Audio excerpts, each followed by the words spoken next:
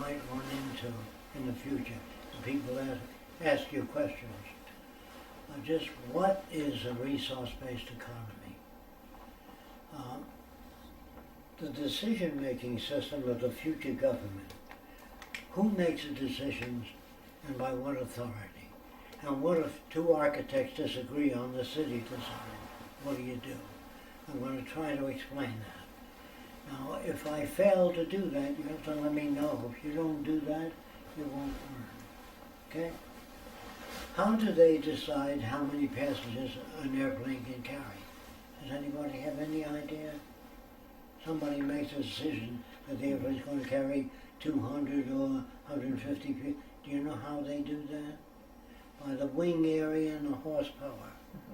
Do they know, once you know that it's 150 people, and you know how long the trip is going to take, you do a guess at how much food is necessary to feed 150 people, and you get somewhat, maybe 3-4 more servings in advance of that. That's how they plan. Now, how much fuel do you put in? That depends on how long the trip is. None of those decisions are made by, I think we ought to have 50 gallons. Or another, what do you think? He said 30 gallons, and that's Congress, that's politics. In the sciences, all decisions are not made, they're arrived at. Do you know the difference? If you don't, please say you don't get it. They are arrived at, meaning if I say to you, you have 400 acres of land with rich soil, you know you can grow so many carrots or so many beans. But if you grow more, you can exhaust the soil faster. Who decides that? The Department of Agronomy. That's food experts. They tell you if you can pump chickens so they grow faster, you can get them to market sooner. But that means their cells multiply faster, which means it may induce cancer 10 years from now. So the health department oversees, since there's no money in the system, how much you can grow chickens faster. But you have to have two groups. The group that plans the city and the group that finds fault with the city. So if we design a city, I might like it, but you work for the negative virtual action studies of the damage that that city does to the environment, or production plans or anything. Everything is based upon surveys. No more what do you think or what do you think. Because if you do that, you have a democracy, but a decaying civilization. Democracy is a foolish term because the public thinks that they participate. The truth is, when you want to build a bridge, you get bridge engineers. You never invite the public. When the public says to me, is your system a democracy? Well, I say, what does democracy mean to you? It means that I will participate. I could. We're building a bridge in this area. Will you participate? I don't know anything about bridge building. We want to grow more food to feed the people in the world. What do you suggest? I don't know. You'll find out that people will admit that they can't participate. When you want to put a man on the moon, you don't get the average person together. Say, what do you think? You get rocket experts, celestial mechanics, space scientists. You get them together. Do you understand that? That means it's a group based upon predictability. Now, I don't know if you know this, but on the Earth, as you run trains north and south, the tracks on the right side wear out faster. Because you know what the Coriolis effect is? The Earth is turning, so the trains lean more and one wheel wears out faster. So they tilt the tracks this way to compensate so that the weight of the train is even on both sides. That's not made by what do you think or what do you think. It's based on wear and tear on trains. So everybody doesn't know what I'm talking about? All right, now, if you grow food in the fields and you spray poisons on to keep the insects off, that increases toxemia in humans, or cancer, or other disorders. So how can you prevent rabbits and rats from eating food without spraying poison? Ask that of any normal person. They usually don't know. But if you're in the sciences, you can say maybe we can generate certain sounds that man can't hear that keep rats away. There are units you can buy in your hotel, and it generates a sound that you can't hear, but it keeps rats and flies out. But there's some insects that are good for plants, so you have to study the sound range. Beep, beep, beep, beep, beep, beep, real high, and find out what effect it has on different type of insects. That is how you say, if a person says to me they shouldn't spray plants, or what do you suggest? They don't know. Well, they say to me, I don't like to experiment on animals. I think that's not right. Well, what do you suggest we do with a new injection for infantile paralysis? What do you suggest? Well, I don't know. Now, what are you talking about? Unless you can suggest something to deal with a problem. Do you understand? Now, mattresses in hotels are usually a foam rubber, usually. Well, there are bubbles in the foam rubber. In the future, instead of bubbles, there'll be CO2 gas in the rubber. So if you dropped a cigarette on your mattress, it would put it out. But people say, there's a terrible fire in a hotel, what do you suggest? I don't know, then shut up.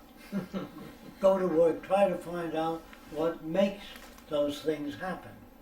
Now, if a guy, mysteriously, they say there are 27 girls in the city killed by a serial killer. They ought to catch that son of a bitch. How do you suggest we catch him? They don't know. Well, what do you do when you catch him? Well, I burn them alive. See, the point is, what made him that way? So let's find out what makes a serial killer and try to get rid of the conditions that produce it. That's what a resource-based economy is. But a free democratic society is if some politician gets up and speaks and you vote for him. He's totally not qualified. Don't take my word for it, ask him questions. Okay? Now, why does a person steal? Because either they get money for what they stole, or why does a person sell drugs? Because they get money. Not only that, if you work as a dishwasher, you never earn enough to get by. You're going to have to live far out of town and spend an hour driving to work, because you can't afford to live in a certain hotel. It's just too expensive. So you live far away. He has to buy a used car, because he doesn't have the money to buy a new car. And he has to drive, and the wear and tear on a used car is higher than a new car. And he has to contend with that. But if he's got 3 kids, and one gets sick, he can't take him to a doctor every time he gets sick. He doesn't earn that much. So he hopes the kid will get well in 3 days. If he doesn't, kid gets worse. He has to take it to a clinic where he has to sit all day, next, and that costs a day's pay. Do you understand? So the guy is in shit up to here. So he says, hey, if you sell drugs, you can make $1,000 a week. He says, but that would hurt people. They don't give a shit about you. Why do you care about them? He says, that's true. See, so he'll get in a drug. If he's caught, too bad. He may be put away for 10 years. And that's not right. People are put under conditions of stress, and they obey those laws. They become corrupt or less corrupt. Now, is that true of industry? Yes. If the men go out on strike, say they make $10 a week, now they make $20 a week. The price of the car goes up. But the working people have it a little better. But the company doesn't take the loss. You pay for all advertising on TV. Although you see it's General Motors, they add that to the car cost. And usually price of products about 5 times the production cost. So we're talking about production costs. Wow, is there any space?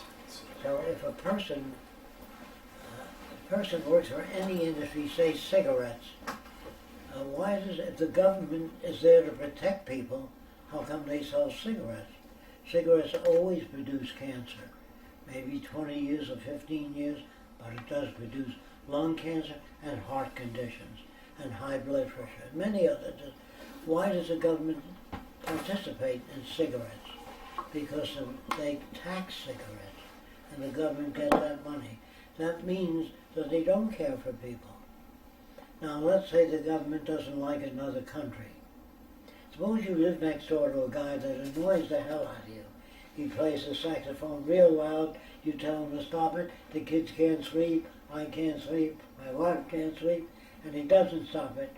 And you tell him 10 times he doesn't, and you shoot him.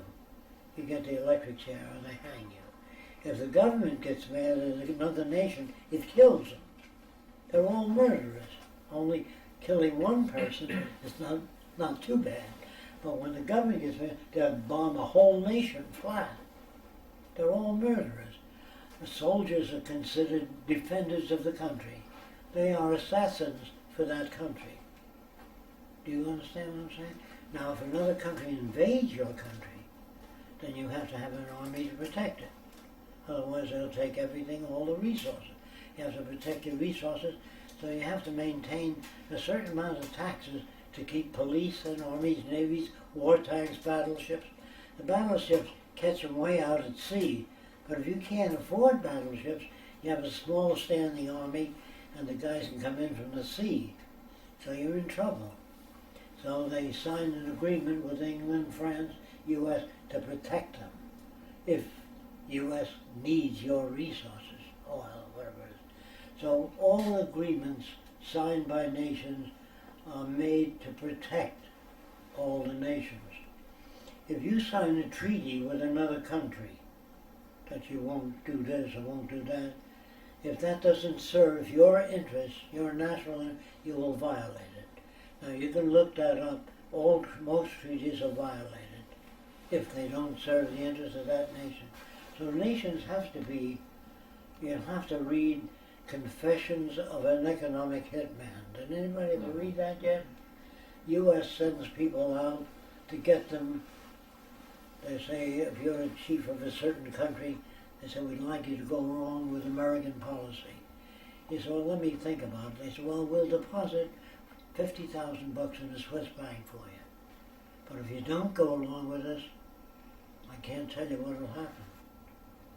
So they knock them off or have a helicopter crash or whatever they have to do to get you out of the way. For example, if Castro succeeded in Cuba and the standard of living went up, all of Latin America would go communist. So we don't want Castro to succeed. So we fly airplanes over Cuba from high altitude and drop little units that set their sugar cane on fire. We create problems so it won't work. Do you understand that? If we don't do that, we will lose Latin America and a lot of small countries.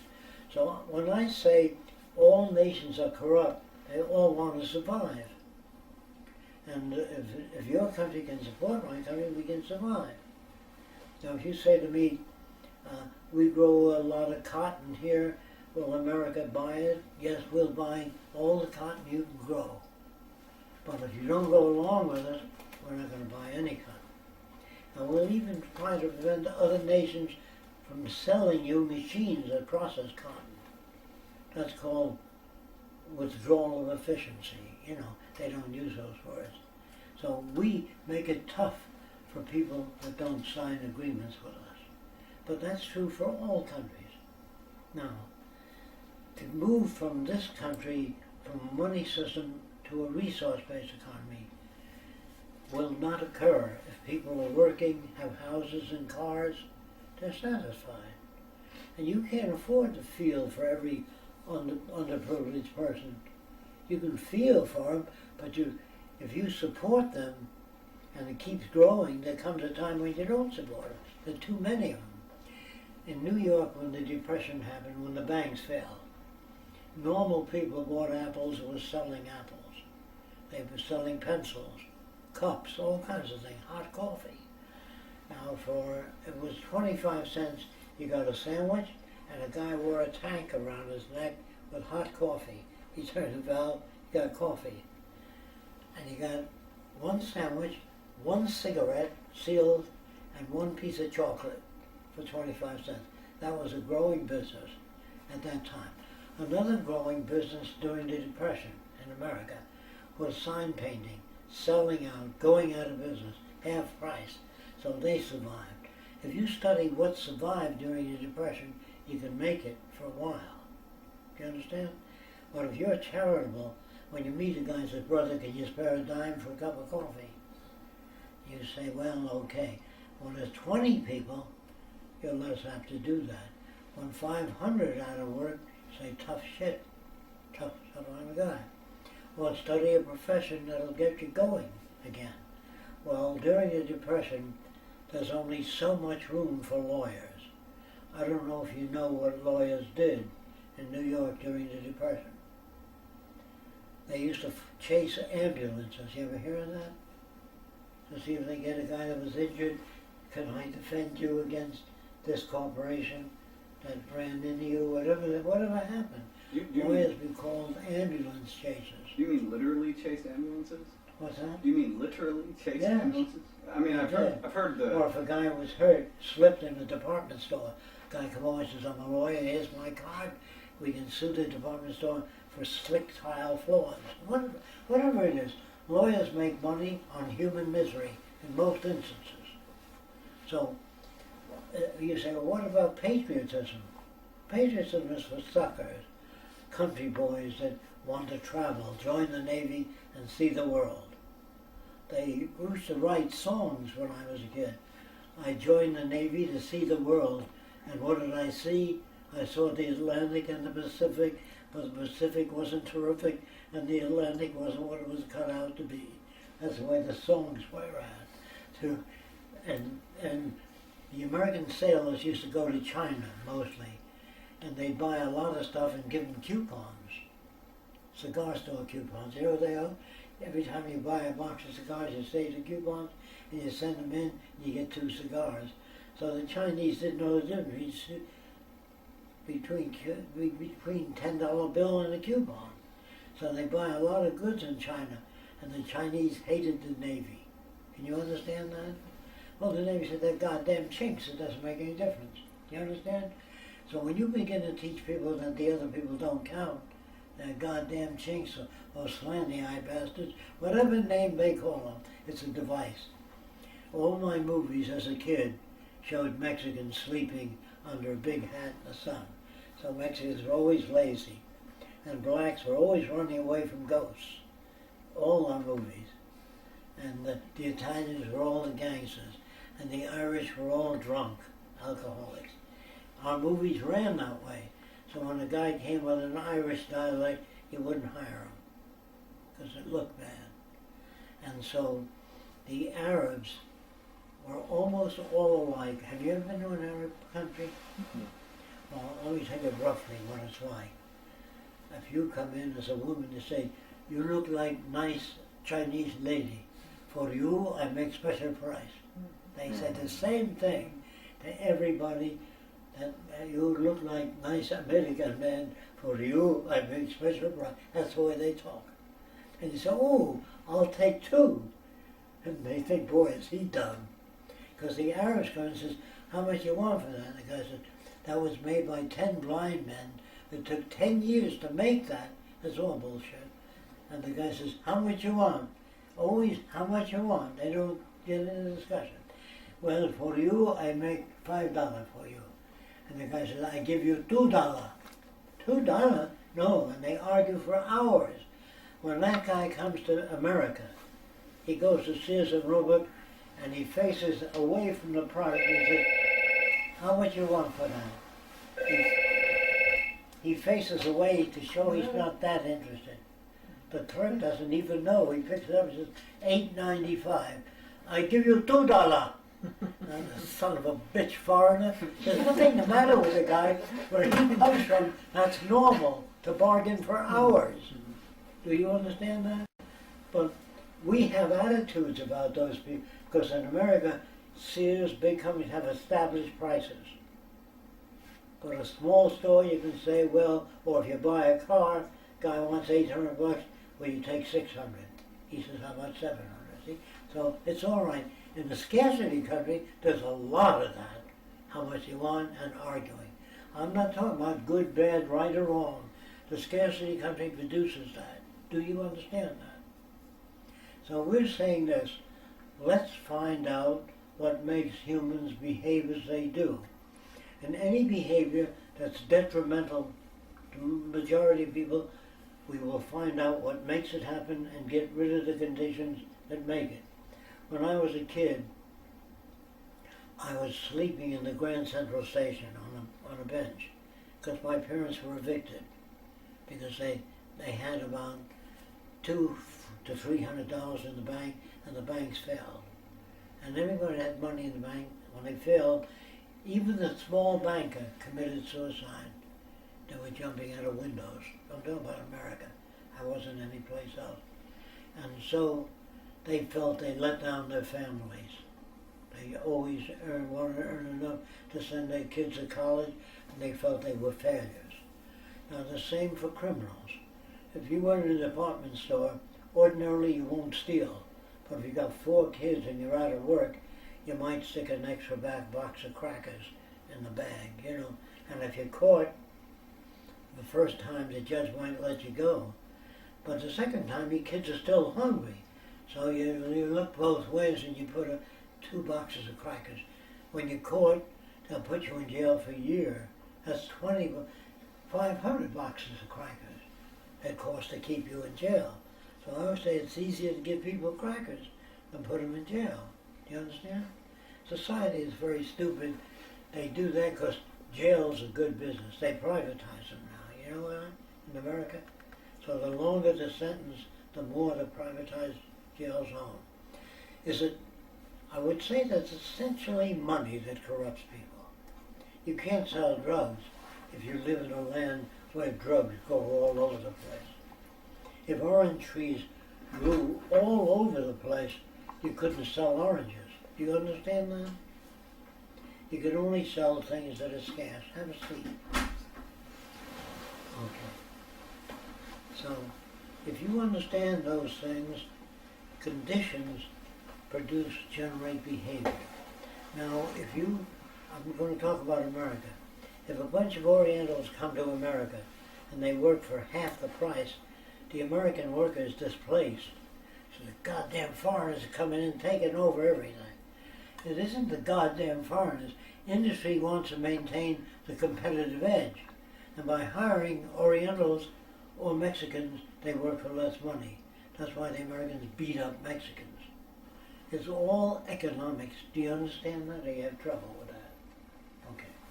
Now, I can tell you if Martians came here and they worked for $50 an hour, or 3 cents an hour, we'd hate the Martians. Okay? Now, we don't know how to look at different people.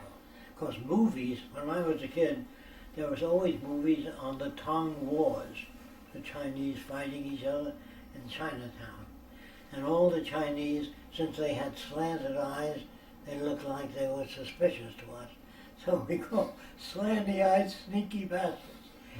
That was in the movies. All Orientals were sneaking around in all our movies. All cowboys carried 2 guns. When they disagreed with somebody, they shot them. They never sat down and said, let's talk it over. They killed them. And all kids wanted 2 guns, because if one didn't work, the other one did. Now, if you shoot a guy because he insulted you, you shoot him and you miss by 1 inch, you're all right. If you hit him in the heart, you're a murderer. If his aim is bad, he's still a murderer. If he misses with a bow and arrow, he's not a murderer. They say, hey, you should have done that, that's all. But the difference between a murderer may be 1 inch or less, or bad aim, or a poor gun that's too short and stubby, and the bullet doesn't go where you pointed. So the Army today was always interested in not wasting bullets, so they designed their new guns with a laser beam on top. And when a laser beam is on you, if you pull the trigger, bullets come out. If it's not on you, pull it, nothing comes out. That saves a lot of energy and the guns cost more. So if you manufacture guns, it's good to have a laser beam on it, if you're a murderer. Soldiers are not called murderers, they're called heroes. The more cities you bomb, the more nerve gas you drop. With just flying over a city, you drop napalm. There are kids, families, they have nothing to do with the government, and you burn them. You know what I mean? I think I told you about Hiroshima, did I? The scientist said, drop the bomb 30 miles out at sea, show them what you've got, a terrible weapon, give them a chance to say, geez, we better surrender. But Truman, I told you, President Truman, was a hat salesman before he became president. He was also a member of the political parties. He used to go to the meetings. And he was a jerk, a real stupid guy. And he said, no, we're going to drop the bomb on Nagasaki. If that doesn't work, Hiroshima. So Oppenheimer went to visit him and said, let's do a demonstration. He said, I don't want that guy on the premises anymore. So you got all these different values. Hello? Yes. Yes. Hi Derek, are you in the hotel? So, today, I know they're talking, That's okay. but It's room 1514. if you have any Okay. questions, like specific questions that you might have from the last lecture, you might want to hear. I was telling them in Jack that if they have any questions from the last lecture, maybe sure, ask. sure. Yeah. I want to Okay. make sure you understand Yes. what we're trying for. Mm-hmm. We think that any political system will become corrupt. Any private business will try to protect its own vehicles. Drive a Volkswagen. Now, Ralph Nader hated Germany. He happened to be Jewish, and that made him not want to buy any German products. So he wrote a book, Unsafe at Any Speed. That's the Volkswagen car. And now, is the Volkswagen unsafe at any speed? Well, if a Mack truck hits a Volkswagen, everybody dies in it because of the difference in weight. But as far as economy goes, the Volkswagen was more economical. So Volkswagen saves a lot of lives. If you drive a Cadillac and you crash with a Volkswagen, the Cadillac will push the Volkswagen back, and the people in Cadillac will be saved. The Volkswagen will die.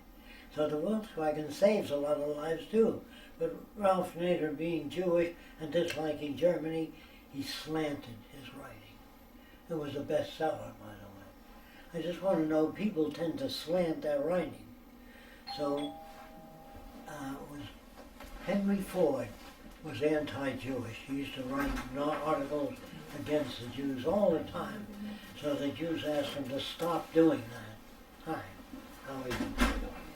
Have a seat anywhere on the bed. Sit here or there. So Henry Ford used to write very nasty articles about the Jewish people controlling all the banks in the world and all, because he went to a bank operated by Jews and says, I want to build mass production of automobiles. He says, yeah. I want to design cars to mass produce automobiles so they'll be cheaper. And the interest was so high that he got mad at those Jews there. He went to another bank which was owned by Jews and was turned down. Or else he had to borrow money at high interest. So he kept writing these articles against the Jews. Now the Jews, as a people, were picked on by the Gentiles and the Russians. They used to have pogroms in Russia, where they break into a Jewish house, rape the women, and beat up the men. This used to occur every year or every 6 months. So in order for the Jews to survive in Russia, when they noticed the police coming on horses, it was going to be a pogrom. That is where they'd hurt them. So this guy, the Rothschild, you ever hear the Rothschild? He keeps some bread, stale bread, in a certain place, hidden. So when he saw those trucks out there,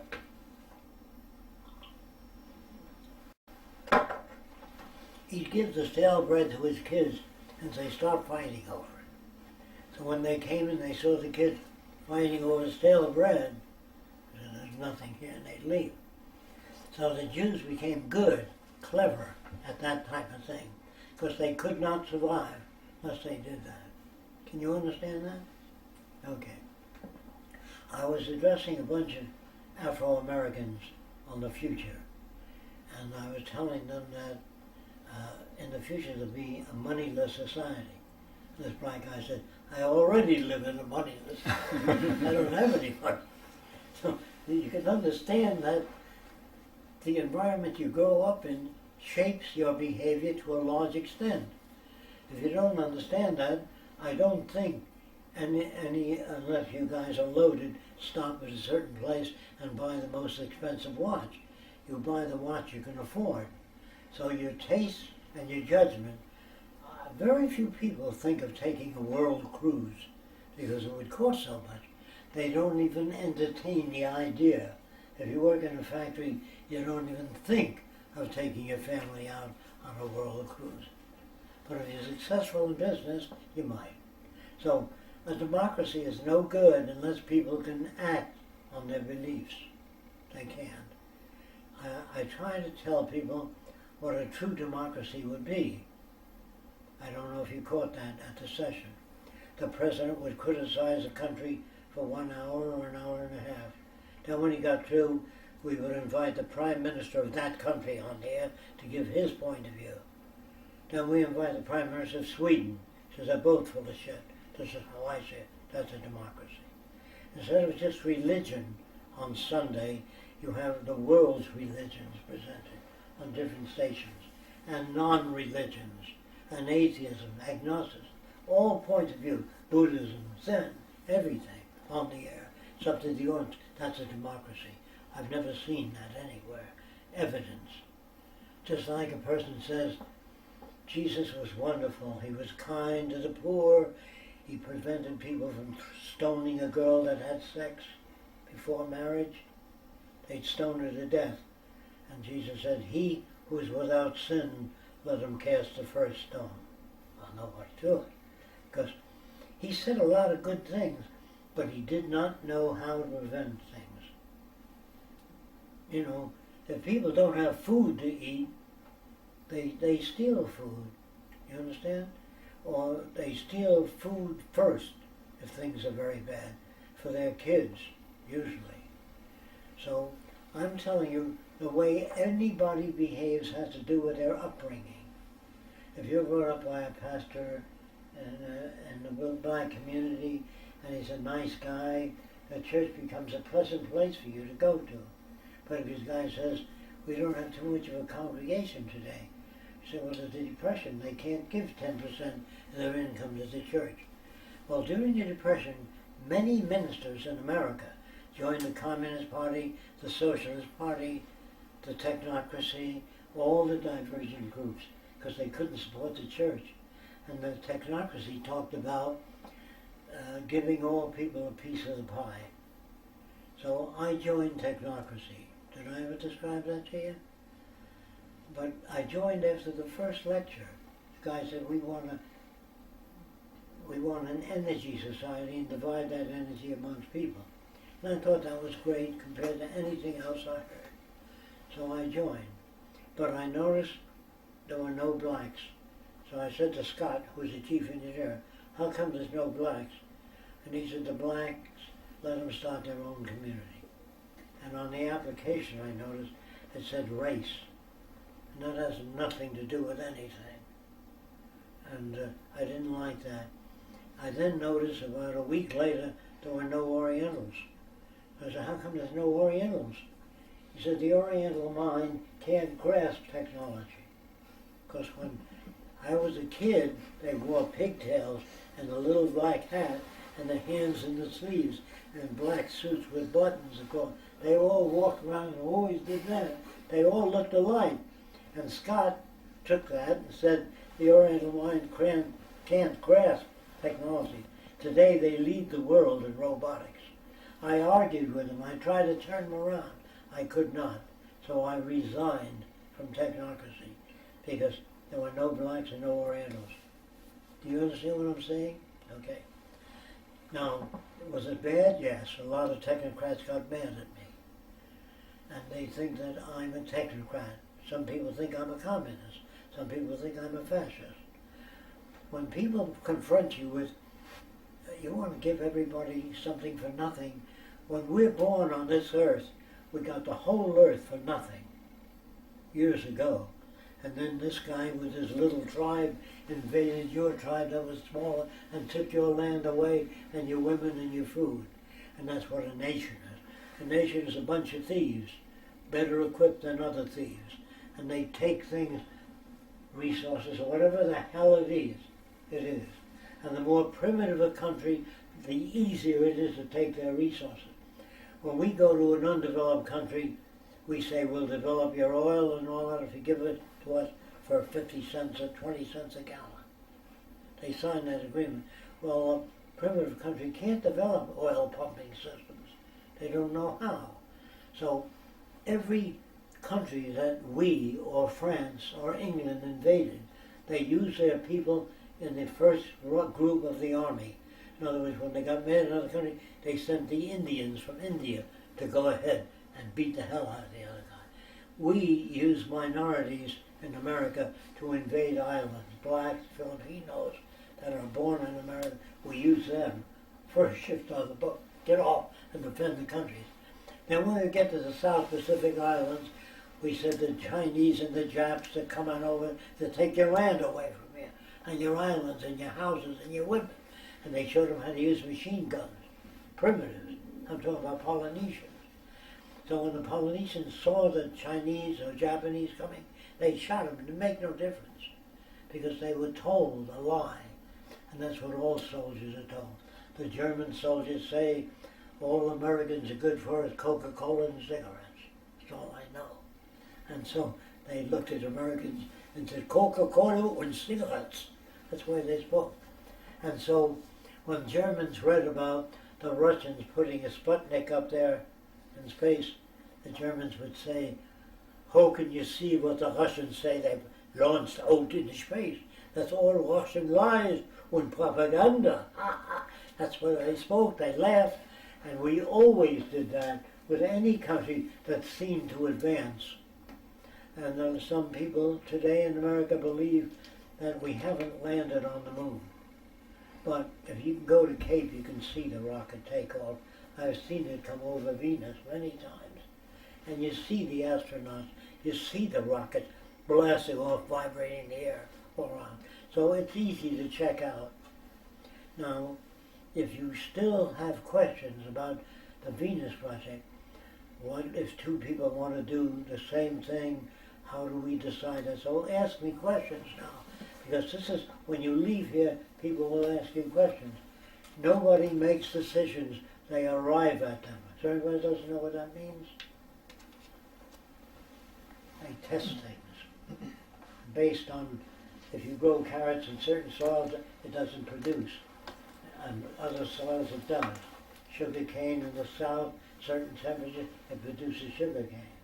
But if you don't know, you try it, and you arrive at decisions. You don't make decisions. That means, again, in any industry, a warship is built, then they test it. See how fast it'll go. And if it doesn't go fast enough, they put a larger engine in it.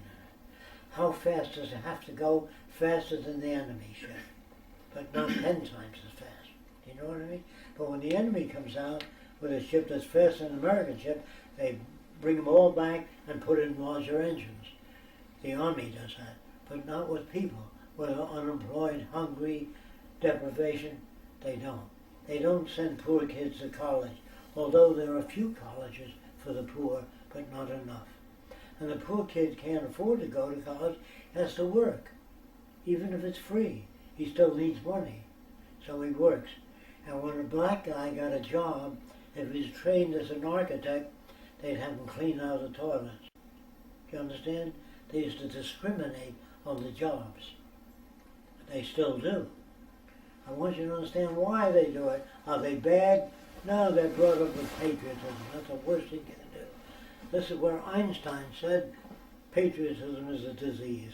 That's what he meant by it. So If you have questions, please. I do. Yeah. Sorry, I'm questioning guys. That's all right.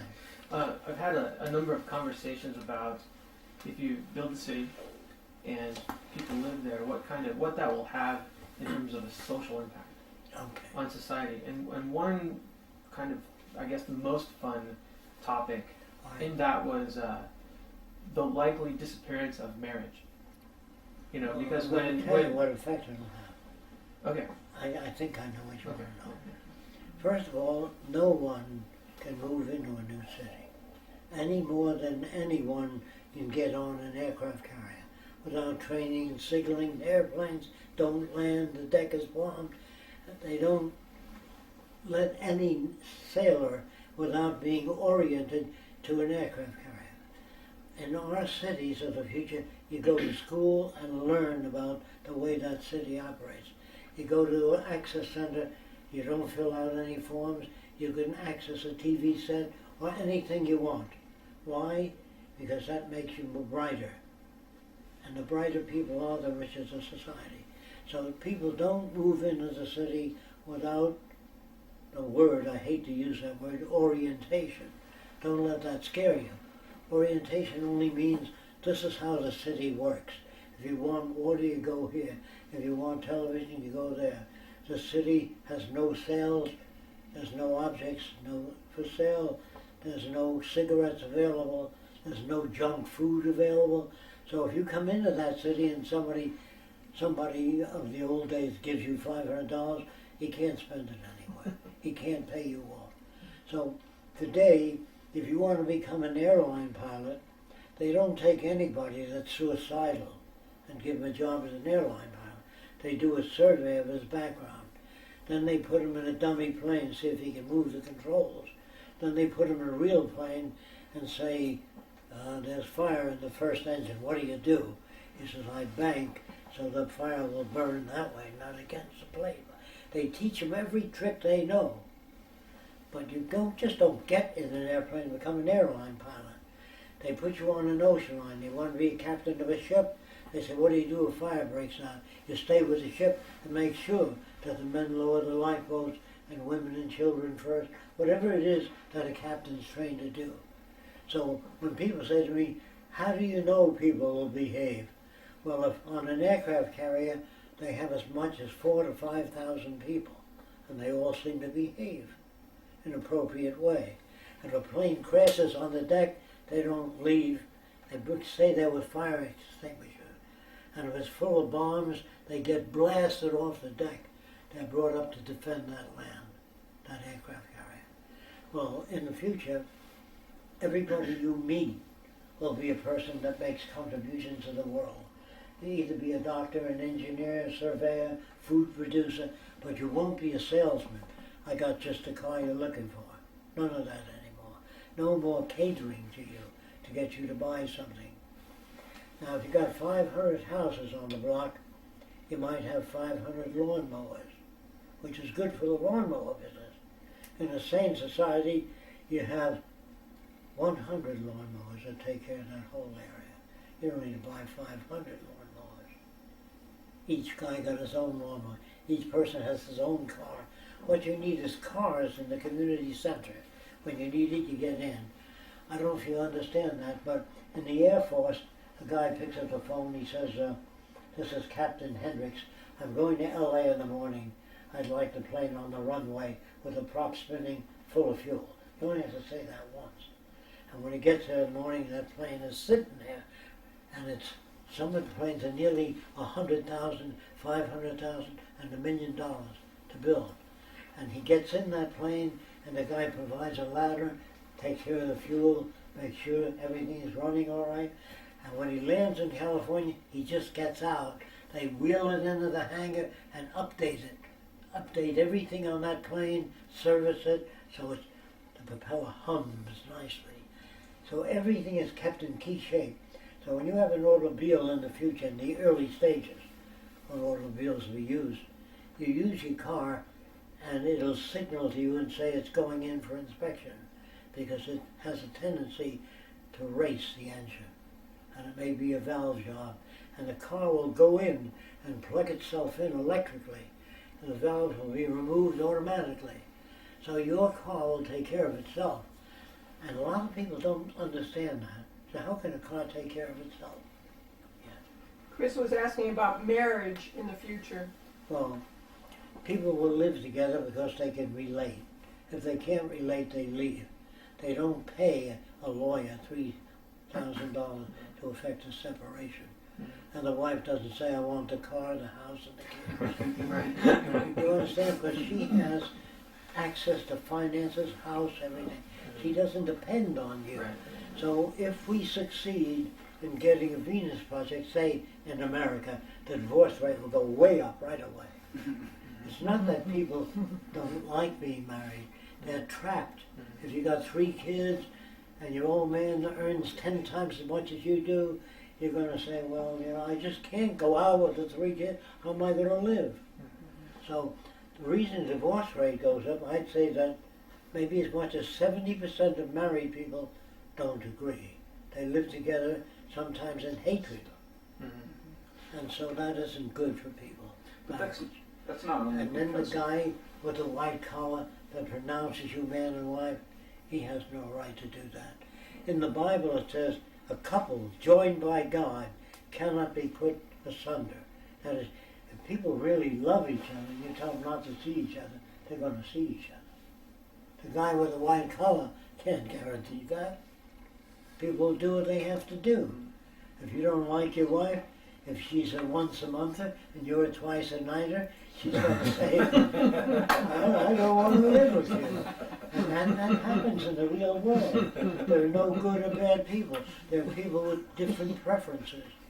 Now sometimes a normal guy sometimes first comes in less than 30 seconds. His wife says, it takes me 20 minutes. Can't you hold off? He says, well, I can't control it. Just, why don't you come in 20 minutes? See, they're both right. So the wife says, why don't you see a doctor, a psychiatrist, maybe he can tell you. And the psychiatrist say, why do you hate your wife? She says, I don't hate her. I just get so excited I come right away. The psychiatrist says, well, don't you consider her? Why don't you think of something while you're having sex? Think of something else. What's the worst thing you can experience? He says, changing a tire in the wintertime. So think of that when you're making love to your wife. Your erection goes down a little bit. But every time he changes his tire, he gets an erection. You understand? That's called associative memory. I have to speak this way so you'll understand what I'm talking about. Psychiatry will say, why do you hate your wife? You're depriving her of an orgasm. Or why don't you bring her up to a high and then enter if she takes longer? Well, all that's very nice, but the average guy can't do that easily because he's brought up. He doesn't get laid when he's 13 years old because girls are taught not to have sex and men are taught to have it wherever you can. Now, if you're screwing 5 women at the same time, men call you Don Juan. If a girl screws 2 guys, she's a tramp. Who wrote the book to men? They're full of shit. What I'm trying to tell you, women have feelings just as men do. But men make the laws and the rules. And then you look down at a woman that goes out with a lot of guys, but you don't look down at a guy that goes out with a lot of women. You admire him. Say, how do you do that? How do you do so many women? I knew a gangster that used to have lots of women. And I asked him one day, how do you have so many women? Like I had 50 women he was schooling a month. He said, well, there used to be a place called Woolworth's department store. And he used to buy engagement rings for 10 cents a piece. And he'd give it to the girl, and the girl said, I didn't know you loved me that much. So she'd go to bed with him. 10-cent ring. And you say, well, I asked gangsters, because I knew people that worked for Al Capone, how do you maintain honesty in gangs? Because if they're bad people that steal a lot, how do you maintain honesty? Very easy, they said. I leave my wallet on the table with a $5 bill sticking out, and I leave the building. And if it's gone when he gets back, they beat the shit out of the guy that took it. Do you understand? So never fuck with us. Only the people outside, and they're all highly disciplined, unless gangs are broken up and the chief is arrested, then it undergoes variations. Can you understand what I'm saying? They are more disciplinary than the Army. If you're in the drug business, they make goddamn sure you don't smuggle some of the drugs under your seat in the car. So you take advantage of the organization. And the organization has guys that watch you on every move you make before you become qualified. Now they don't do that with the police department. Because I remember black guys in the community used to shoot crap in the streets. And the police car would pull over, the black guys would run away, leaving their money in, and the police would pocket the money. So who are the bad guys? Who are the good guys? They're all full of shit. The whole system. So I never found an organization that was truly Christian-like. I've never met a Christian yet. There might be some out there. A Christian is a guy that will work for so many years, save up so much money, maybe even become a doctor, and go to an undeveloped country and work for nothing to help. That's a real doctor. But if a doctor goes to school to become a doctor because he can make a lot of money as a doctor or a lawyer, that's not the kind of people I'm talking about. So when a person says, if you have no money, what's going to drive a person? Because what drove Martin Luther King? Nobody said, we're going to follow 50,000 in the Swiss bank if you do what we say. He did it because he believed in it. Same with Gandhi. He walked through India. He wore rags, just fabric, no clothing. He was a lawyer. And he said he wanted England to free India. He believed in that. Nobody paid him off. The same with everybody, Jesus, or anybody that did anything for society usually worked for nothing. Louis Pasteur was not a doctor. He was a chemist. He didn't like people being bitten by rabid dogs, and he went to work. Nobody paid him for what he did. Edison worked on the electric lamp. No company came over. The gas company didn't give money to work on an electric lamp. He worked on it. Same with Alexander Graham Bell on the telephone. He was not an electrical engineer. Alexander Graham Bell used to teach the deaf to speak. Did you know that? And he invented his own ways. He had a candle in front of him, and he said, soup, soup, and the deaf would watch the candle move, and then soup, feel the air, and get him to speak, teach him how to speak. And when he learned what speech was, he then accidentally ran into a needle scratching something, and it made a certain sound, like huh, huh, just one sound. Then he had a needle mounted on the thing, and he spoke into a big diaphragm, and it pushed the needle as he spoke up and back. Then he put it on a cylinder, and the cylinder turned. He didn't make that. He bought it, the cylinder. And then when he spoke, it scratched the cylinder while it was turning. But nobody ever sat down and invented a phonograph. You discover little aspects. And he was not, Alexander Graham Bell was not an electrical engineer. And everything new usually comes from outside the establishment. Wouldn't be coming from a person raised in this city with the value system of this city. A new social arrangement will never come. Because that person goes to school, he learns that system, and they make him like everybody else. That's the whole idea of uniformity, so you can control people. You make them uniform. Everybody respects Fresco. I don't want you to. I want you to listen to what I say. If it doesn't make sense, get off. If it makes sense to you, carry on. But don't honor me, because I find it a privilege to help people understand what makes us the way we are. But if you make a statue of me and put it in the parks, it holds people back, because they admire Fresco in the old days that designed these cities that were okay then, but not okay for the future. That's why what bothers me is when I drive by a high school, I see a cannon in front of the school. And I see warplanes in front of libraries, and soldiers on horses, in the parks with guns. Assassins. All of them. And they show movies of a guy getting a medal. Well, to me, they're all bums and assassins. But they don't know any better. It's not their fault. Can you understand? I'm sure even if you're in the army, you don't know that. When I was in the Army, I tried to undo Army men, and I was very successful. Then I noticed I was given basic training in Biloxi, Mississippi.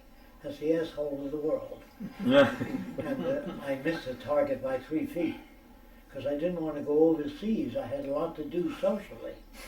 And the other guys were hitting the target. They were shipped out in the battle, especially the people that didn't understand that. So I said, gee, I'm going to try to turn people around. And they used to have, in Biloxi, Mississippi, they had 15 sweat boxes. Do you know what that is? That's a tin box up on stilts in all the prisons, the Army prisons. And if a guy didn't behave 3 or 4 times, they put him in a sweat box.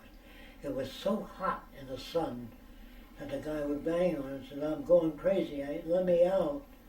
And when a guy came out, especially if he was black, a minority, they put him in a sweat box faster. And I saw this black guy come out of the sweat box, fall on his knees and kiss the sergeant's feet and says, don't never put me in that box again, I'll do anything you say. You understand?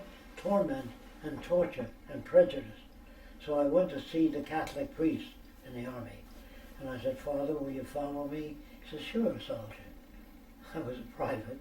And he followed me, and I said, do you know what those are? He says, yeah, they're sweat boxes. I said, that isn't Christian life.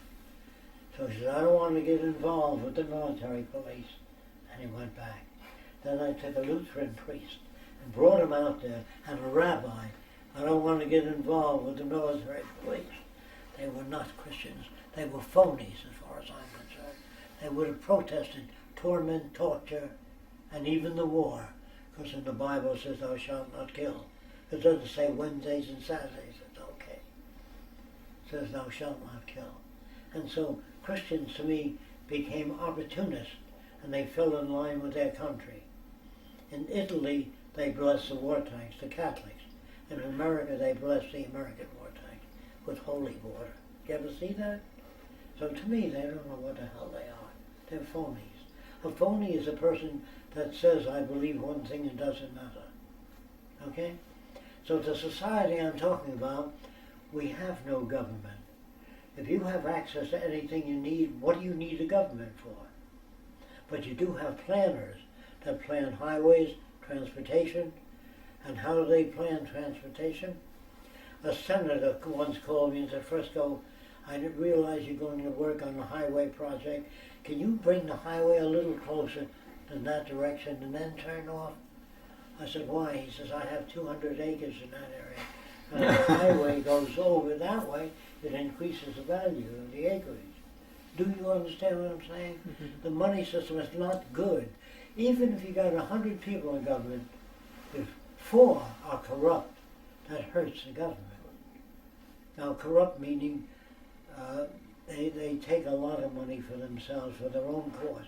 Well, if their brother manufactures machine guns and they say we have to have defense in this country, and his brother-in-law owns a factory, he can deposit money in the Swiss bank for you.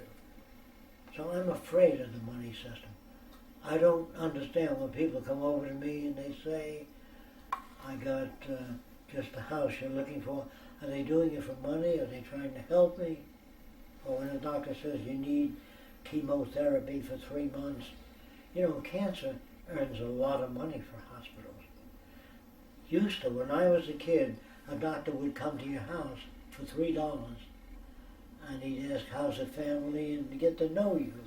But today, here's the way the hospitals work. No more than 20 minutes as they come through. The more people that come through, the higher the earning ability. Do you understand that? So when people say, what's the matter with the money system? Nothing's the matter with the money system for the money people. It has a lot to do with the majority of people. So we know now that there's more than enough resources to take care of everybody. And I'm not talking about a monthly stipend so they have just enough to get by. I know a very high standard of living. Why do we do that? Because the higher the standard of living for everybody, the more equipment you got in the house, the better the understanding you have. The higher the earning power, or the higher the production rate, the more you can give to people. But when a depression comes, The factories are still there, but it says no help on it. The steel mills still produce steel, but they're not selling it. So if we go to a resource-based economy, there is no need to have trains and freight yards hoping that next month we'll have a lot of orders and the trains will be used. But if it doesn't happen, they just sit there. The same with automobiles and car lots. Unless it's science fiction, it'll say this is imaginative, it is unreal, you can read it if you want to develop intellectual flexibility. Now that means that one science book that I read years ago, there was a guy that worked in a plant and factory, a limited area. And he says, I still don't know what they're making here. So he hid in a closet. And at night he came out and he went through the whole factory. And they were making human beings. This is science fiction. So he walked over to the chief engineer and said, I now know what you're making here and I'm against it. So the chief engineer went through the files. He said, you were made here. They put an end to that. See, they'll be growing human beings outside of the female in the near future, 20 years from now, for sure. No one wants to walk around pregnant. So that will be in the future. But right now, we think, well, will that be natural? Will that be good? By the time they do that, today you give people shots and hope it's going to work. In the future, you cultivate, I mentioned this, I think, cancer tissue in petri dishes. You know what that means? Sure. They're glass dishes with artificial circulation. You keep different types of cancer alive. And what you do is treat the cancer, not the person, until you gain control. For example, the study of medicine today tries to study disease. So they give you a shot, what worked on you doesn't work on him. You know, so in the future, medicine will have a different direction. I hope you can remember this, the direction I tell you. What they'll do is work with a living substance, cells, and learn to control the speed of multiplication, slow them up, gain control of living substances, different kinds of antibodies. And if he has resistance to cancer, they'll cultivate your antibodies, lots of them, and give them to people that don't have those antibodies. Then later, they'll design an organism, a little organ in your body, with all types of cells that can quickly adapt to any condition, just like Army, Navy, Air Force, Marines, to adjust to any condition. That's where medicine is going, not experimenting, giving the guy a shot and hope he gets well, or do a lot of research in chemistry. Doctors don't even know what the problem is today. Otherwise they protest automobiles going through the streets. Now this place is going to have, I'd say in 20 years, so much respiratory problems, it'd be unbelievable. Most of the people today alive will be dead. But they don't do anything until 4 kids are hit by a car, they put up a traffic light, because they have limited funds. But when the whole world owns all the resources, there's no more nickels and dimes for research. We say to you, what would you like in your lab? You say, well, I like an electron microscope. Can you use 2? Yes, that'd be great. We give them 2, because the stuff out there exists to make all the electron microscopes you want. But the corporation that makes it makes $4,000 on each small electron microscope. But if the public owned the earth and everything on it, there's no more price tags. The question is not how much will a new city cost, do we have the resources? Now, I don't know if you know this, the United States went to war with Germany, Japan, and Spain, mainly in Italy, because they were in the middle of a recession. And it was the war that pulled us out. Every company got contracts for cars, machine guns, bullets, eyeglasses, artificial legs, crutches. You understand? War was big business. It made millionaires of most people.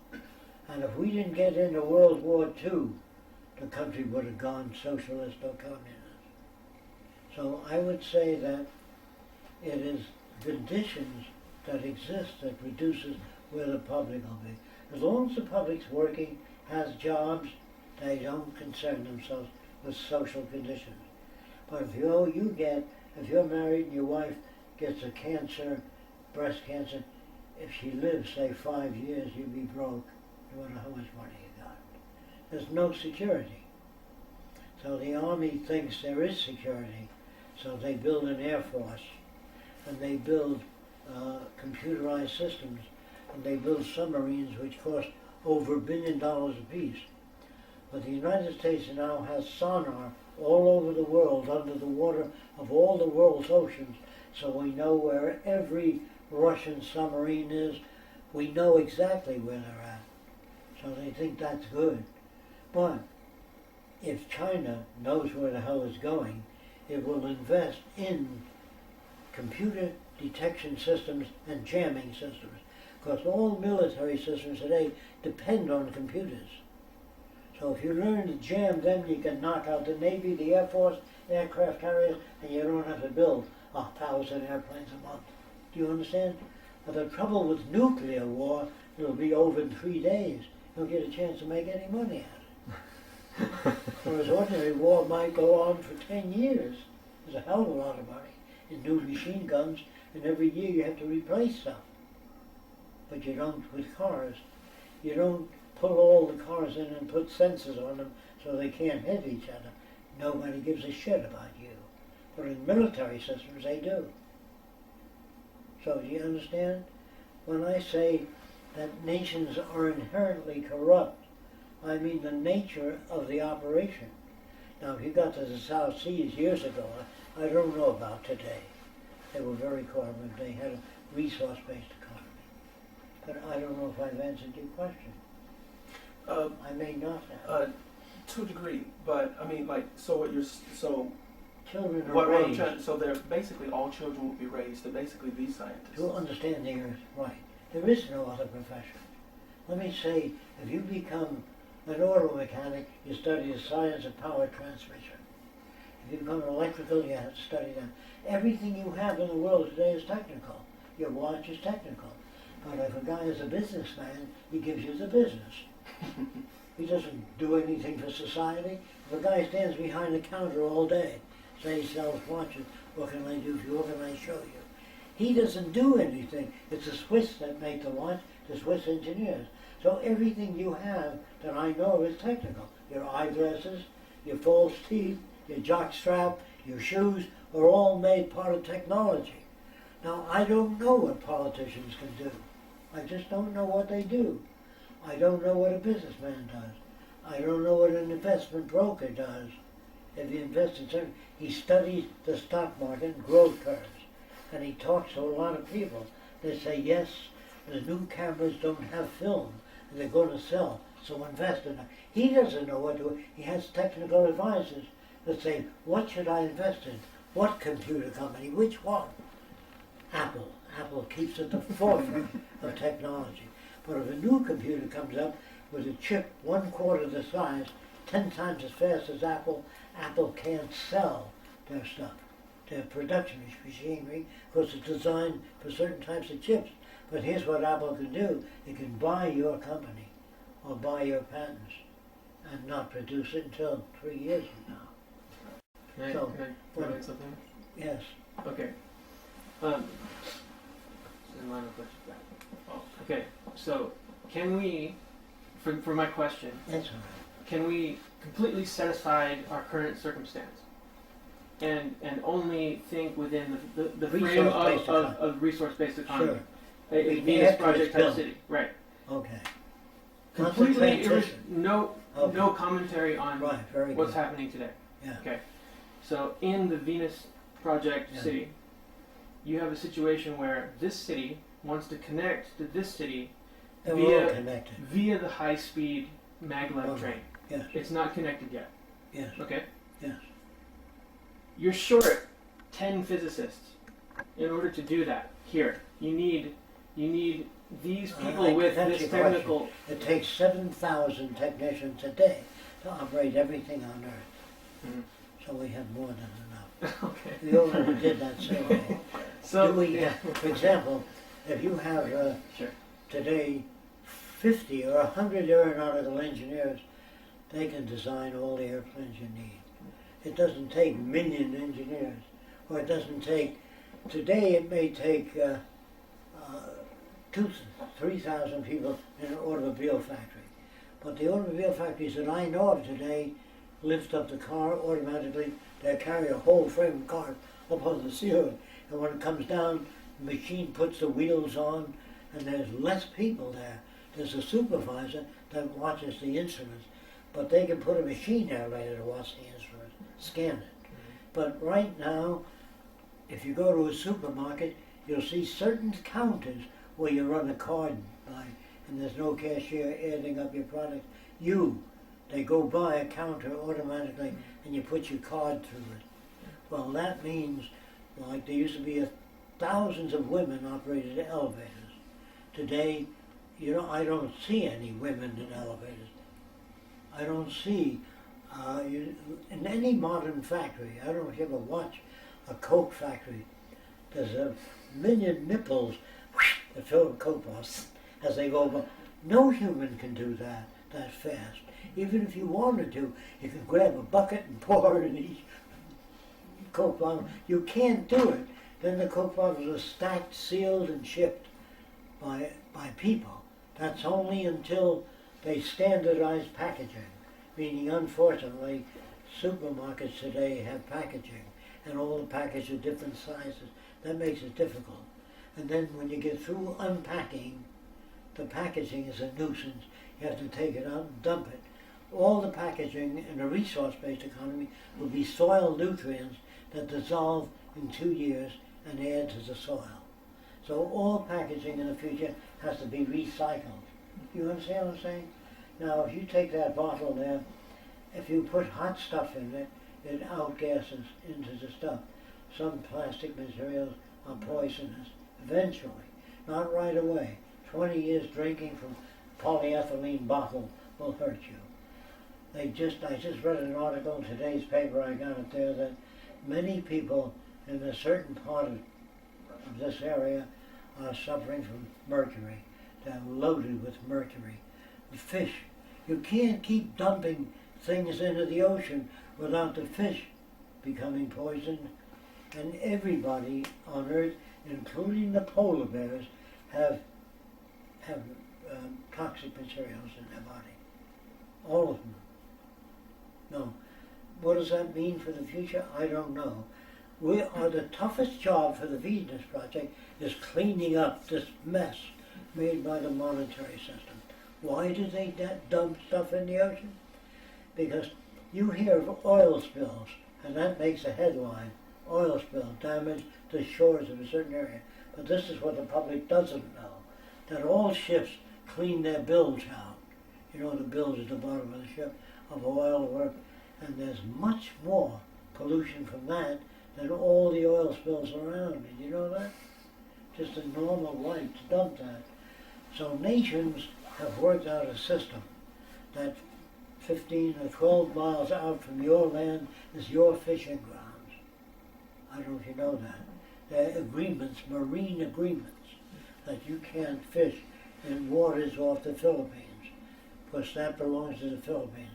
But they do pay off Philippine politicians, Japanese, have the right to fish in that area, so they pay them off. And then the money system, it's very hard to make agreements with other nations and keep those agreements. I don't know of any agreement that wasn't violated. Now you can get the congressional record. Don't take my word for it. You'll see all the violations by us and other people. Jack, Yes. if human beings choose to become a resource-based economy, Yes. is this possible I guess my question is during the transition period. If when we decide to transition from this economy to the resource economy, can this work in part of the world, or the Yes. whole Only world have work to in a change at the certain same part time? of the world. The economy that was powerful, that falls, the headlines today said that China is due for a lot of problems economically, and probably in the next few years. But anyway, if China falls, they'll have a revolution there. It'll either become a dictatorship of the military, or it'll be social change towards some branch of socialism, economy, not a resource-based economy. We hope to approach different countries, showing that if we pool our resources, if you're a big country and I'm a big country, and we both don't have to build navies, if we agree to share our resources, it's cheaper than maintaining a large army, navy, air force, airplanes, and we're all threats to each other. But if I say if we share resources, if I put that to you and you say, yeah, but will he share resources? So we have an international meeting and we say you've got a lot of resources but no engineers. He's got a lot of engineers but no resources. So we put the engineers in your area to develop resources for everybody. And the resources go much further because nobody owns a bicycle. There are hundreds of bicycles in the countryside where you just use them. You know, you bring them back and leave them wherever you get off, so other people can use them. Otherwise, you got millions of bicycles sitting around doing nothing. You got garages, in your garage you got a bicycle hanging up.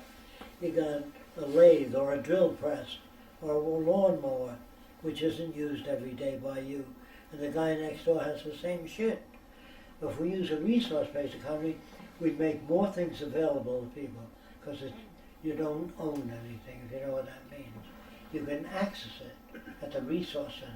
It's cheaper to make lawnmowers and put them in the access center than every house having a lawnmower. When you need it, you check it out in your district. And you can have a lawnmower that'll mow your lawn without you sitting on it. I think you know that today. You had a question? Chuck, yeah. Also, another transition question. Trouble. The transition will be trouble. Well, if it, you said it's not going to be everywhere, of course it'll No. grow. Yeah. But so if it is somewhere and these people are enjoying a high level of life, as is the ideal, what about defense? I mean, there Okay. will be others that want that, and Yeah. to intellectually. That's all transitional until the world joins together. Once you open your city and say, you're welcome, France, to come and look at our system, and if the standard of living is higher than any other system, the French people will demand it. So we don't hope to go into any country and twist that wrist, to join us, to come in with armies and bring democracy.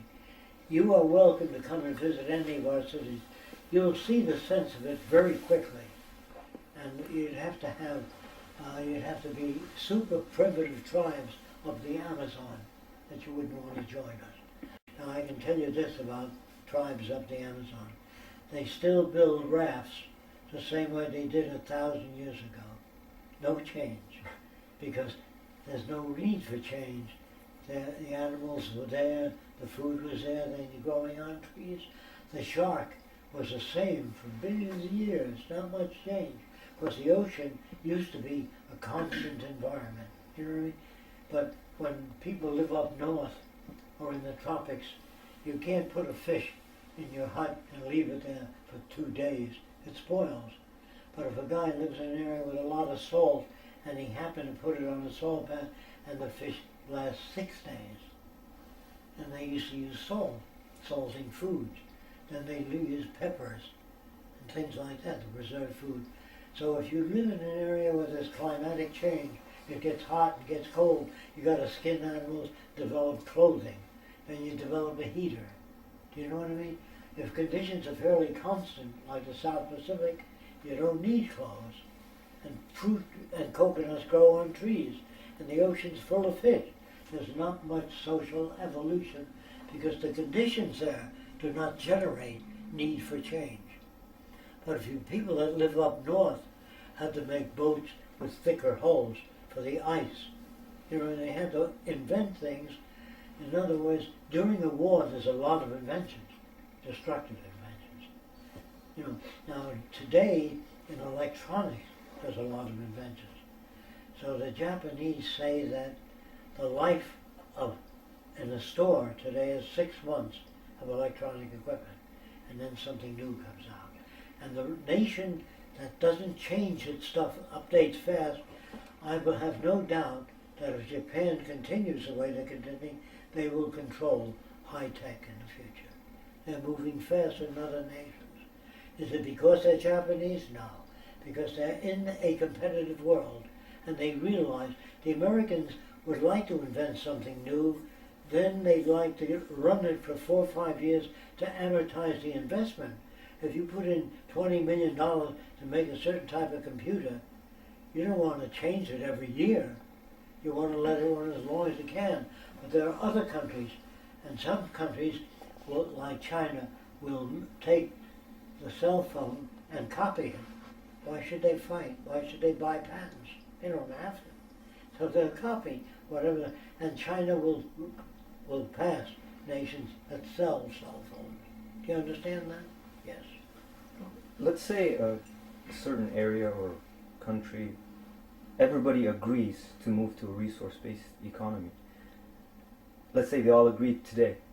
What would be the first 3 steps in that direction, but while feeding the people as well during that? Well, let's assume that Brazil, that's the first thing I'm saying, let's build the city that Fresco has in mind. The research center is a planning center that is not designed yet for people. The research center sends out the surveys of all the world's resources to find out what we have. Otherwise we can't design anything. So we have to find out what we lack. We lack drinking water now. So the first project would be to extrude food. You know what that means? We will extrude bread with all the vitamins in it that people need to survive. And then when it's extruded, it'll be sucked down to the smallest possible dimension and hermetically sealed. Then it doesn't need refrigeration. If you take vegetables, dehydrate them, and place them in cans, 1 can the size of that will feed 500 people. Whereas canning each soup can is inefficient. You got water in it.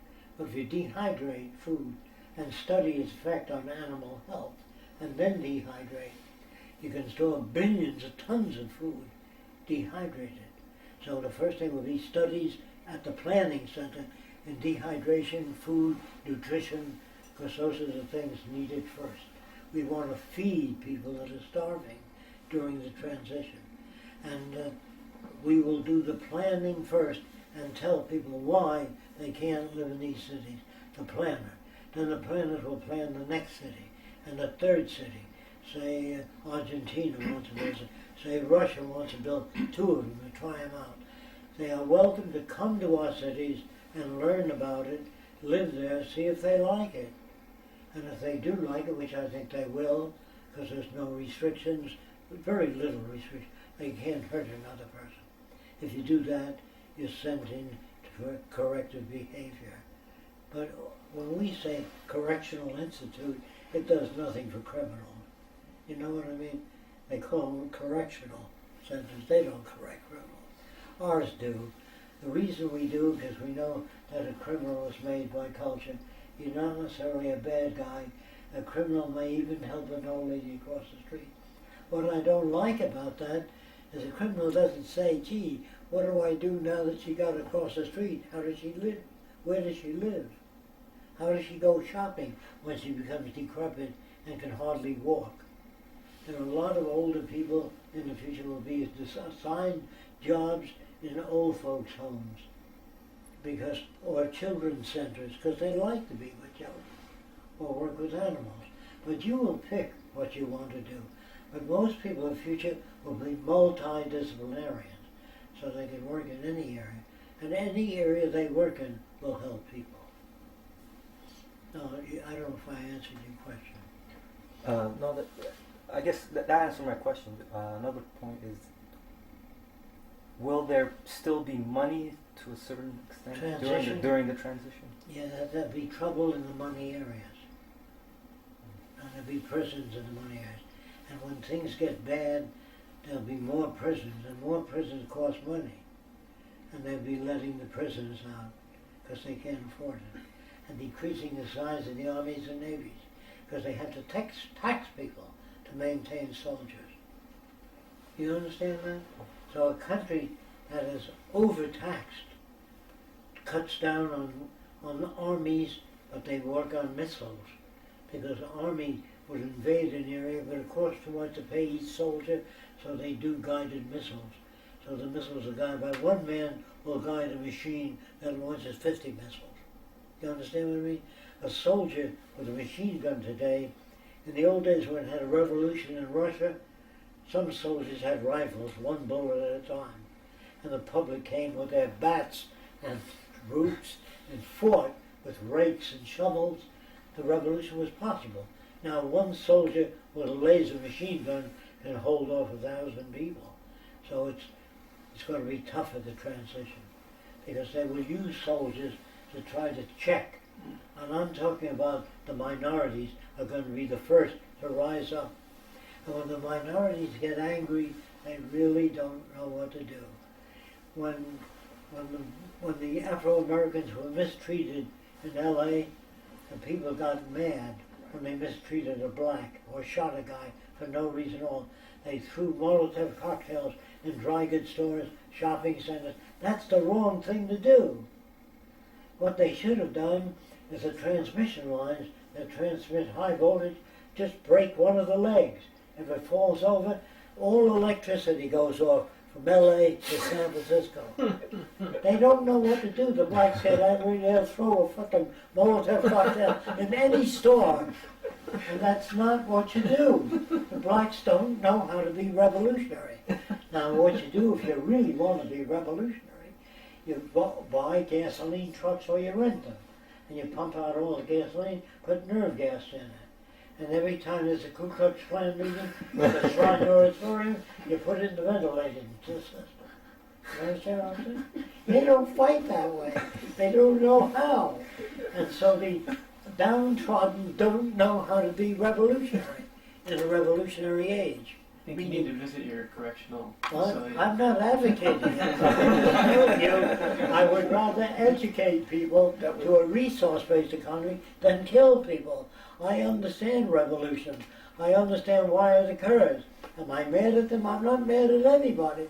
I'm not mad at the capitalist, the soldier. They just don't know how to solve problems. I think it's easy to go to any country and say if we share resources, don't have to maintain an army. You get American ingenuity. We got your waterfalls we will use to generate power. And I don't know if you know this, but super low temperatures, you can conduct electricity with no loss, no power loss. So a lot of research will be done in that area. A lot of research, meaning every research lab in America, I can't talk about other countries, wants grants, money. Without it, they can't do research.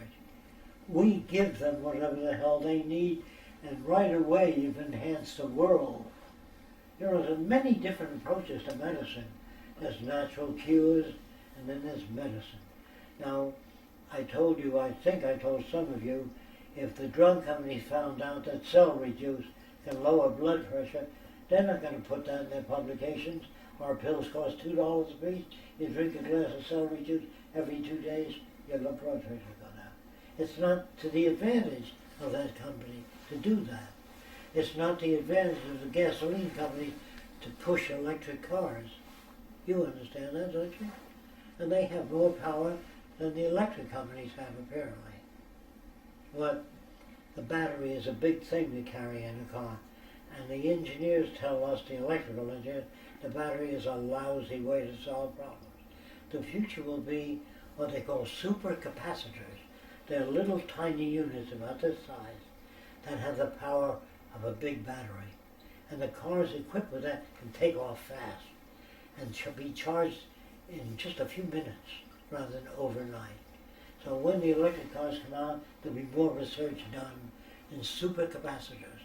But right now, the electronic engineers don't control companies. They work for companies. And if you pay them a fairly good salary, but not enough to start their own company.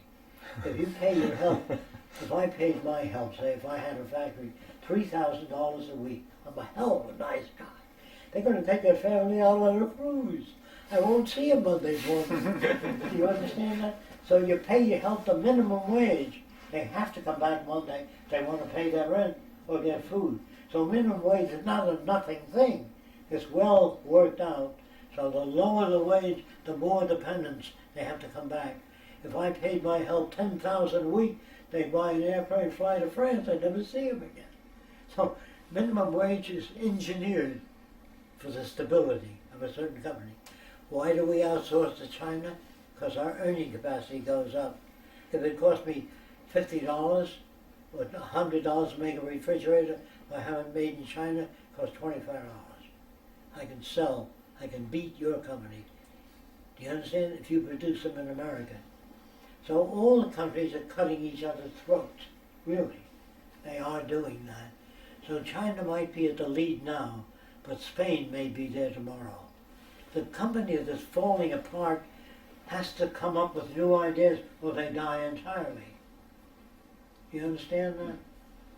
See if you can think of other negatives, yes. Back on the transition thing, I'm curious if we did decide to go to that and we do the research, like what kind of time frame do you think? How long would it take before people would be allowed to move into cities? Well, they asked the same question when we went to war with Germany, Spain, Italy, and the Axis powers, all the Axis powers. Here's what they found. They had to get boys from America that go to church and had to get them to kill. And they asked, how long would it take to take a kid from church to get him to kill? And Frank Capra said 3 months. Now, here's what he did. I think I mentioned that before. You take Chinese Americans and put crooked teeth in them to make them look bad. False teeth, they just stick out. Buck teeth. And you have them gang rape a girl, then cut her open, especially if she's pregnant, cut her open. And you make movies to develop hatred, to show bonsai, just people killing each other. Japanese cutting an American to pieces, or gang raping a girl, or blacks gang raping. Whatever it is you want to develop, Frank Capra knows what to do. Now he's opportunist, of course. I would never make pictures like that, even though there was a lot of money in it. I wouldn't make any pictures like that, because that doesn't solve problems. It merely delays them.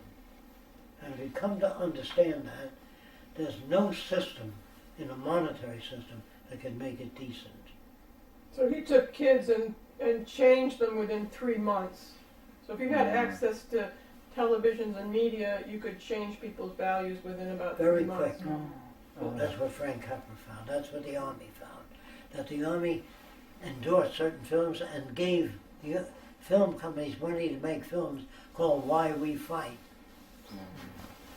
But the trouble the Army had came later. I think I told somebody with a certain type of bird in the South Pacific Islands. It's called a miner bird. You ever hear of it? It's like a parrot. And the bird used to repeat what the Japanese used to say, "Yankee, come out and fight." The birds would say that and shoot her. They wasted a lot of ammunition on the miner birds. So the Army didn't detect that till later. Now, if the Japanese or the Chinese come out with computer jamming systems, if they spent all their money instead of on weapon systems, guided missiles, computer jamming, lots of money, billions, they can jam our computers and fuck up our Army, Navy, Air Force, and everything. Yes, Question? yes, Since we're talking about movies, yes. in our monetary system, that's the business in which I'm currently involved. Good. Okay? Now, since you've thrown advertising into the group of disciplines that will become extinct, I've been thinking about this quite a lot. That's See? right. And I have a thought, and I want to run it by you. Okay? In a resource-based economy, in a new city, let's say these two gentlemen, they each make movies. Okay? Now, of course, it doesn't cost anything to go see the movies. They're free. Yes. Right? Okay. Now, Oh, wait a while. Do you mean to make a movie? he You build goes a to set. see a movie. Yeah. So the people in the city are free to go see Yeah. the movie. Now, let's say they're rivals, these two. Okay? During a transition. No. Just life in general. Okay? Yeah, right.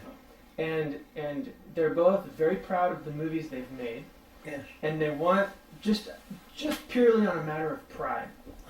Okay? They want the most people to come see their particular movie, even though it's free. Now, they both happen to know that I worked on Spider-Man, Yeah. And I know that in Japan, the number one movie-going demographic is young You women. know the type of stuff they want to see. Okay, Yeah. so we changed the posters Yeah. for Spider-Man to put. If you look at the American poster, it's all this. Yeah. Right? But if you look at the Japanese poster, there's Kirsten Dunst and Tobey Maguire different embracing Yes. in front of this. Yes. Okay? And that attracts the number one movie-going demographic to see the movie. Now, he comes to me and he says, "Hey, can you help me let people know in the city I think about your my question movie?" is who decides what movies are made and how. What about competitive systems in movies? Would that be permitted? Would there still be envy and jealousy of movies? You want to know how the movie industry. Here's how it's run. There are movie studios all over every city. If you want to make a movie, you can go in and make it. It's run in your city. If the people like it, it travels all around. If they don't like it, you don't make it.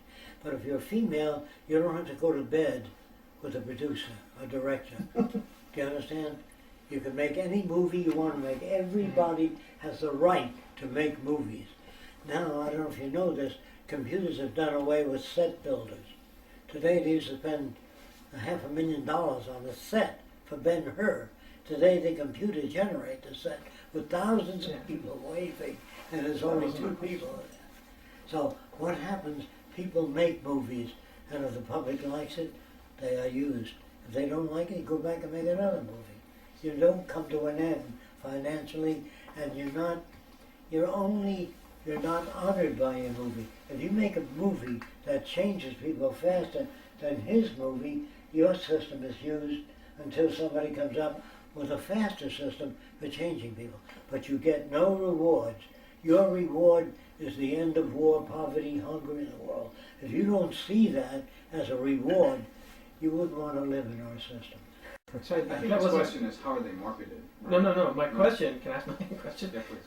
My question is, since I'm in the advertising industry Today, today, Yeah. and in this society, if he comes to me, what's your name? Derek. Derek comes to me and he says, "Hey, Chris, I know that you know how to communicate this to people. Okay, would there not be creative advertising in the new why- cities?" no, there's no advertising. There's information. Like on the corner of your television set, it says there's going to be an exhibit in building 25D. It'll help you. Even though that exhibit appears to be unfamiliar, it'll help you because it knows enough about you to know you'd be interested in that. So it really tells, like for example, if you say, stop cutting down the forest. I don't know if I told you about the window screen in front of your TV set, did I? You pull it down, or it goes down automatically, and the news of the day is printed on it by the TV set. Then you take it off and read it, and then you hang it back up, and infrared erases the news. So you got a newspaper every morning, no newsboys, no cutting down the forest, no garbage paper, has to be recycled. Do you understand that? All right, now see if you follow this. With 6 laser beams, weak can print inside a book at the focal point and update books on medicine, so you don't get a journal every month of what's new in medicine. Unless you press hold, you want to keep that information. There'll be another book that'll be updated automatically in your home by teleprinting, meaning the beams are focused in and they move apart, and that'll print on all the pages throughout the books. In other words, remember that today embalming is big business, and they have to. It's a law, put embalming fluid in each person. They pump your blood out and pump embalming fluid in, unless your religion forbids it. But I mentioned before that all the reservoirs of all the major cities have a high percentage of embalming fluid in it. You can't keep putting fluid in people, burying them, and the fluid goes down to the water table eventually. So will they be embalmed in the future? No. Most people during the transition will leave body parts to other people. But the worms are going to eat you if you don't. We show that in movies. We show worms eating people. We show the guy now wants to be buried whole. You know what I mean? He thinks he stays there. Rest in peace, it says on the grave. What bullshit? You don't rest in peace. I think Derek has a question. On the subject of entertainment, what if there is a particular event, like such as maybe the Olympics or some great theater event, somebody singing or what have you? Very popular, many people want to go, but there are not enough seats. How do you rectify that? How do you... Like if there are, let's say, in a stadium, 10,000 seats or 50,000 seats, Yeah. but 1 million people want to go to see this event. Okay. When you do a survey of how many people attend motion pictures today, as they did 35 years ago, when motion pictures were popular, today they have television sets. You don't have to get out in the rain or sit in a theater for an hour and a half while you can watch it on your TV set. The movie industry has cut back considerably. So what we do is surveys. The surveys are automatic. When you turn on your TV, we know people are watching it. If they're not turned on, they're doing something else. That something else determines how big a concert hall you build in different areas, by what people want, not what I want. In other words, the aircraft carriers are very important to the Navy, and it's one torpedo can sink an aircraft carrier. Aircraft carriers have 16 inches of metal below the waterline. That's a hell of a lot of metal. That's like 6 million refrigerators.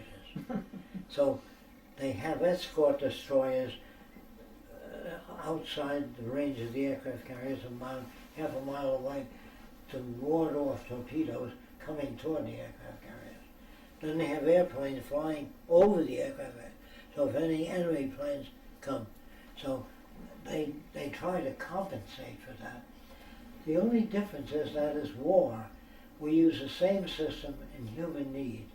If popular music, say, since we encourage people to be radically different, everybody, we try to emphasize what you call individuality. If hip-hop is the in thing now, and Fresco doesn't like hip-hop, he doesn't attend, but the younger kids attend. But if you've got a changing society with changing musical instruments, the goddamn drum is still the same. The saxophone is the same. I don't know if you know this, but way back, like 150 years ago, a horn was 20 feet long.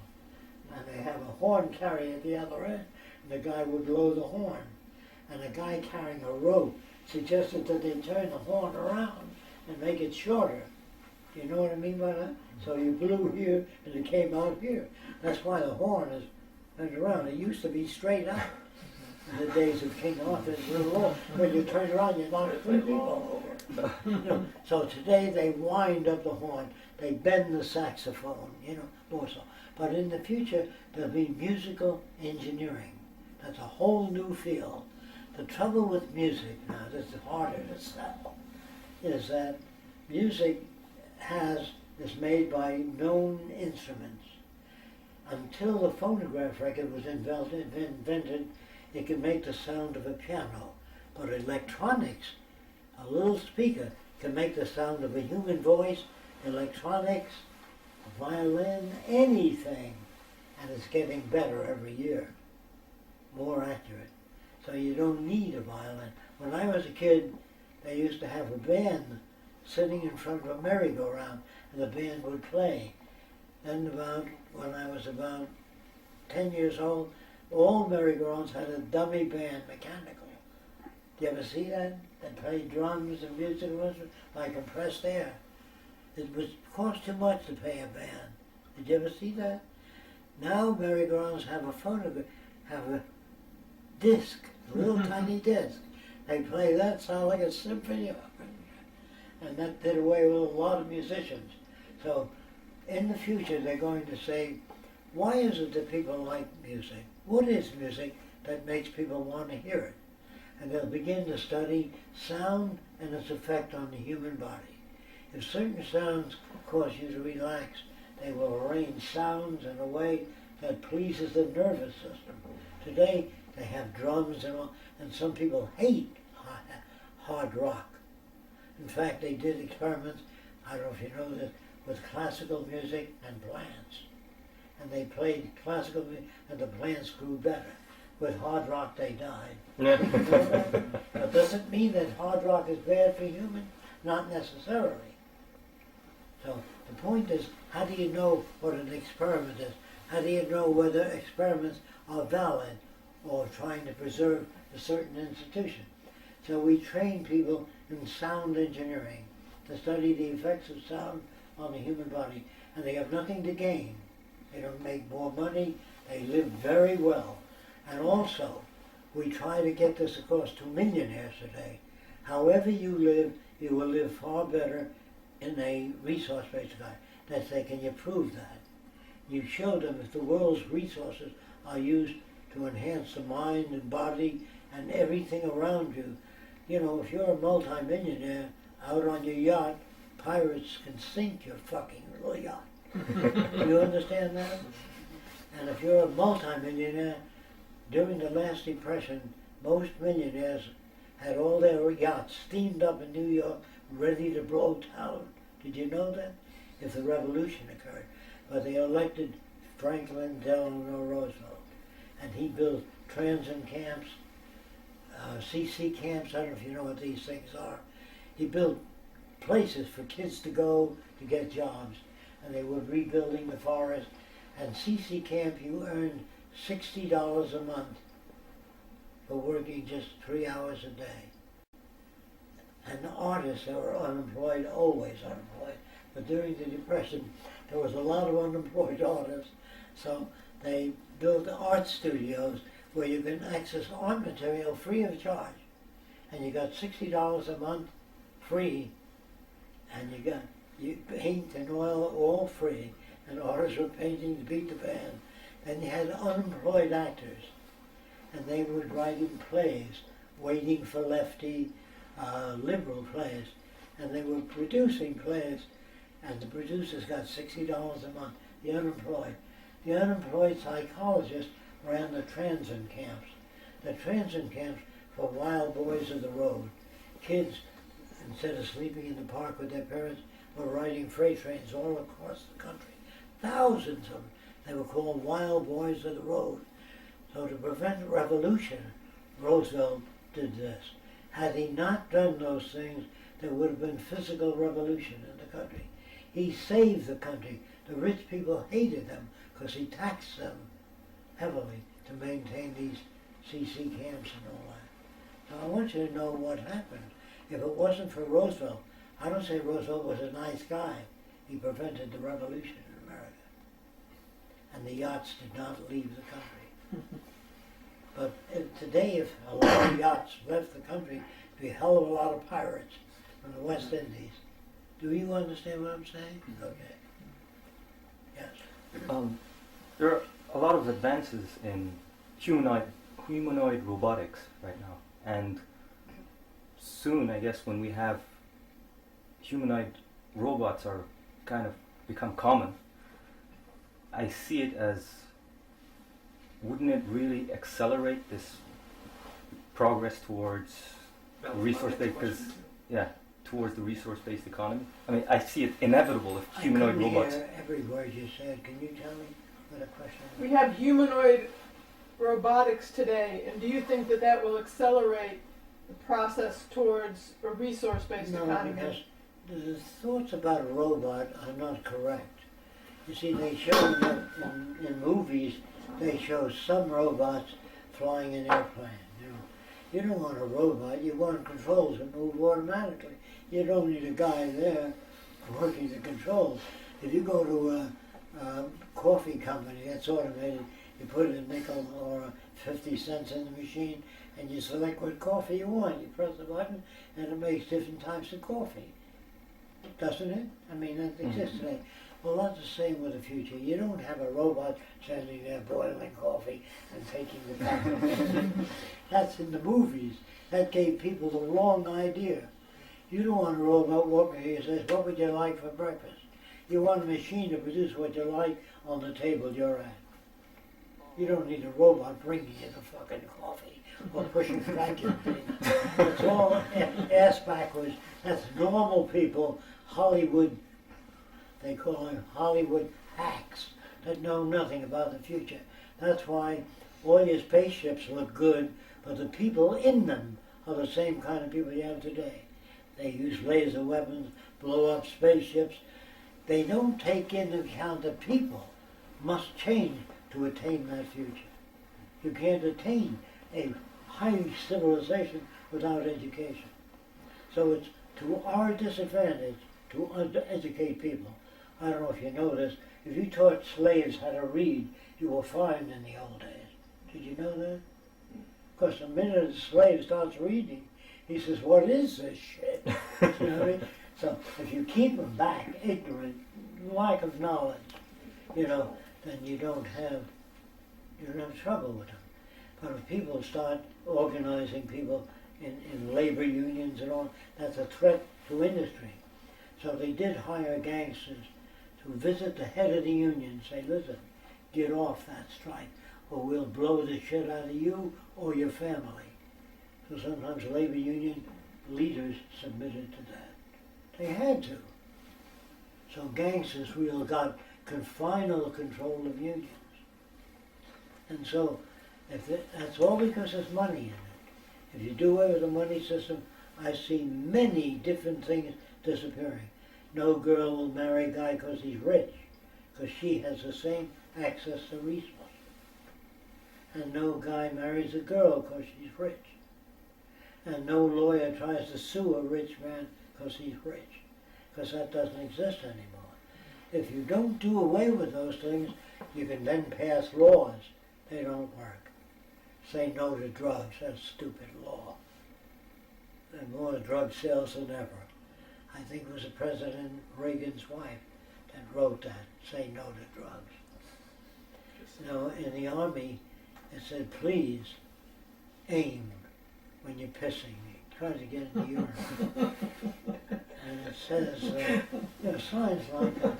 There's a target in there. Then there's another sign I saw that worked better.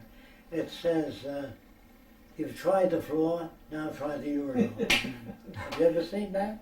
Because men piss all over the place. We need those here. But certain signs seem to work, and people, do those things.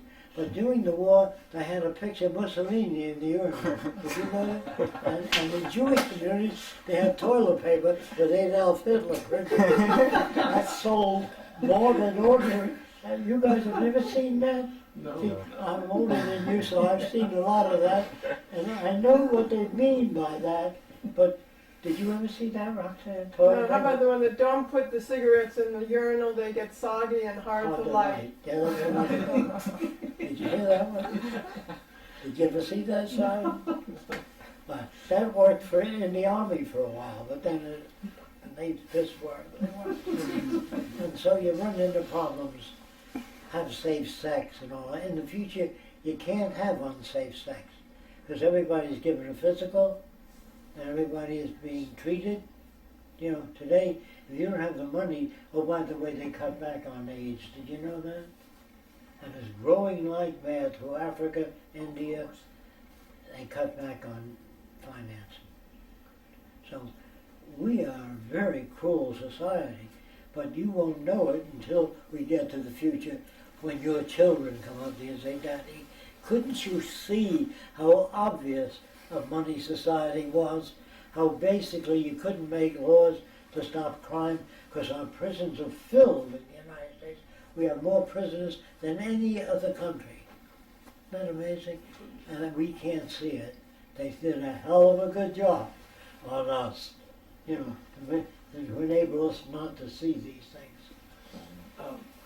On your question, I know the part about humanoid robots, but you also mentioned that regardless of whatever the robot is, whether it looks like a human or it does not, the robots, the machines, will begin to take more and more jobs of human beings because they can do the job. True? They don't need bathroom Is that breaks. true? They don't need insurance. What will things people like do? that. Is that your question? Well, your point it was Will that the robots what- take over the management? no, No, not that, they're- because robots only do what they're programmed to do. Yeah. But wouldn't that accelerate Yes, people going yes. towards the Venus project Yes. because they have no jobs, because it would force society to Yeah. go towards the Only if more. there's enough information out there about the Venus Project, and that's where all of you come in. Otherwise, they'll go back and do the same systems that they had before. But the more technology reduces labor, then people won't have the purchasing power to buy the goods turned out, and that's the end of the system. There's no matter what. But you it do, doesn't there's mean they'll go something. to a resource-based economy unless we have movies out there and information that they understand, and they want to do that, and they work towards it. The only reason for the transition is to make it easier for people. But the transition will be terribly painful if they don't know about the Venus Project. It'll happen or we'll kill each other. The probability is we'll develop nuclear weapons and kill each other. I see it as highly improbable unless we can get to the media. And if we can get to the media, what you're supposed to do when you leave here is call universities and say, I'd like you to present the Venus Project. I've heard the military people. Now I'd like to hear the average Japanese person on the air and other people, other than military people. All you got in the States on NBC, CBS is military people and politicians. You don't have sociologists, social scientists talking against the war. They don't get on the air. Or There's a talk to government- other people about it. You know, the more people we have who Press know it. about it, the better it'll be. Press radio stations tell them put the Venus Project. Because you never know who you run across or who you meet. It just takes one person to get certain things done. The most important thing is to get to the wealthy people and say you will live better than you live today. We can assert that, yes. Yeah. I know. You can't take addendum and just bring it over here because Japanese people don't really care about Christianity and or the Fed or all of Let's that. say this, they don't know how to. Well, okay. Let me tell you what the British did, so you might be interested in this. They were fighting hundreds of nomads on the desert, Arabs, and this is World War One. They flew one airplane and projected an image of Mohammed on the clouds. And the Arabs laid down on the clouds with their guns and all, and they took over. Now it's easy today with stereoscopic movies to have Jesus ascend from the clouds. If you know how, I know how to do that. You don't understand what I'm talking. Clouds, you can project long-range projectors, you can project airplanes, anything you want up there. Now, I'd be people are interested. ignorant. People are malleable today. They're not sharp. Oh, a few technicians will know what's happening. But if you want to control the majority of people, they're always controlled. When first says, doesn't your system control people? Yes, it does.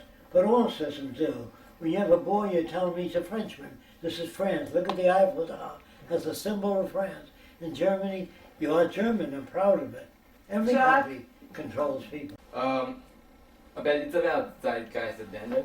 It might be a Peter Joseph's research, but at the last part of the movie says he mentioned J.P. Morgan, Bank of America, and several other banks. Why specific to that bank? Like the No, you understand what I'm saying? Yeah, I think he found that they were particularly more corrupt than others and had more holdings in a lot of things and they did more disaster than others. But, you know, especially Bank of America and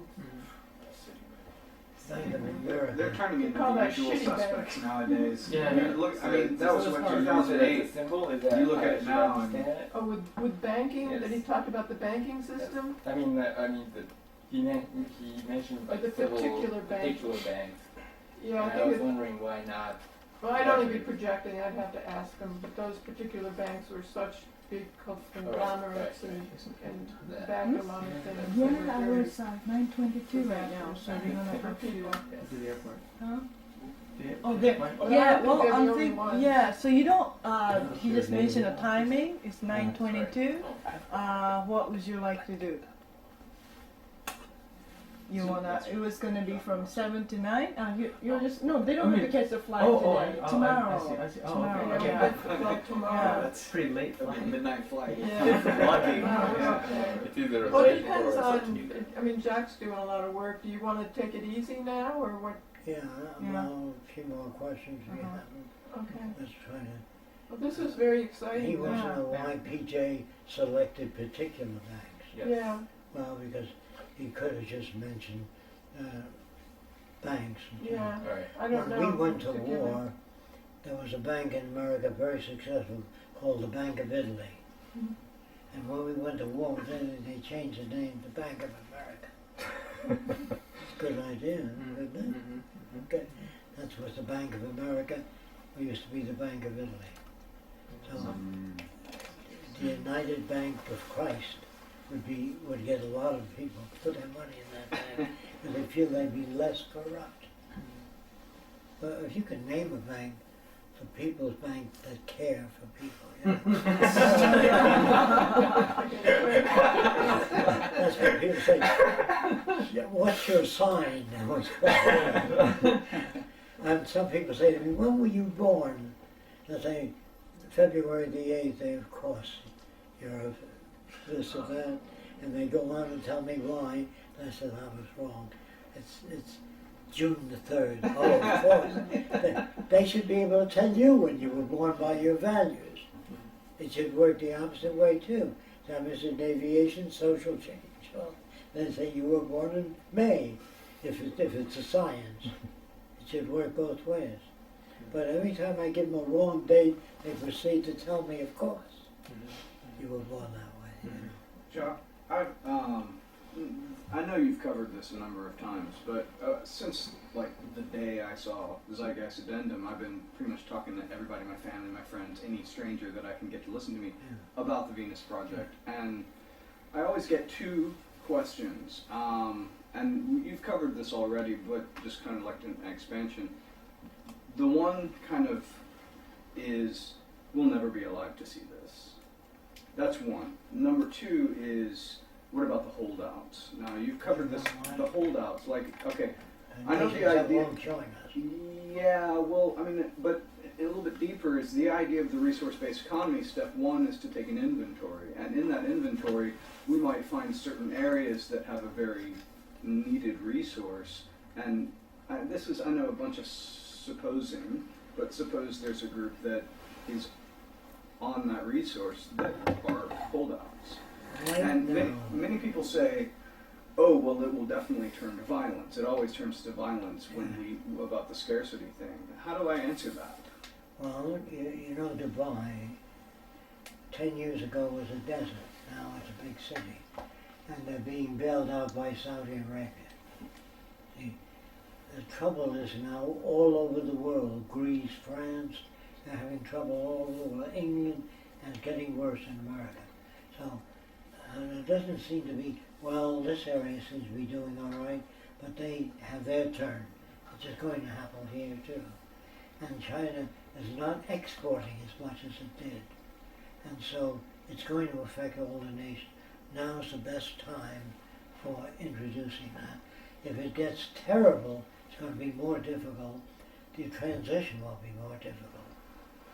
Let's say there's like, I don't know, some indigenous Amazon Indian tribe that won't leave their We don't go area. to them But until what if they have a certain resource that is needed? Well, we would go over and say to them, what is your complaint? What do you need?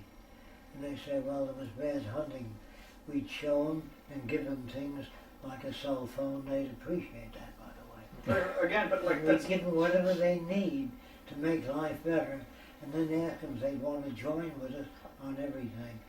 They'll say no, but their kids, in order to maintain the cell phones, would have to study electronics. okay. So time and patience. And yes, we don't kill people. We know that it takes time, and that whatever time it takes, but there'll be people in society, like the advertising people, that understand the grammar of motives.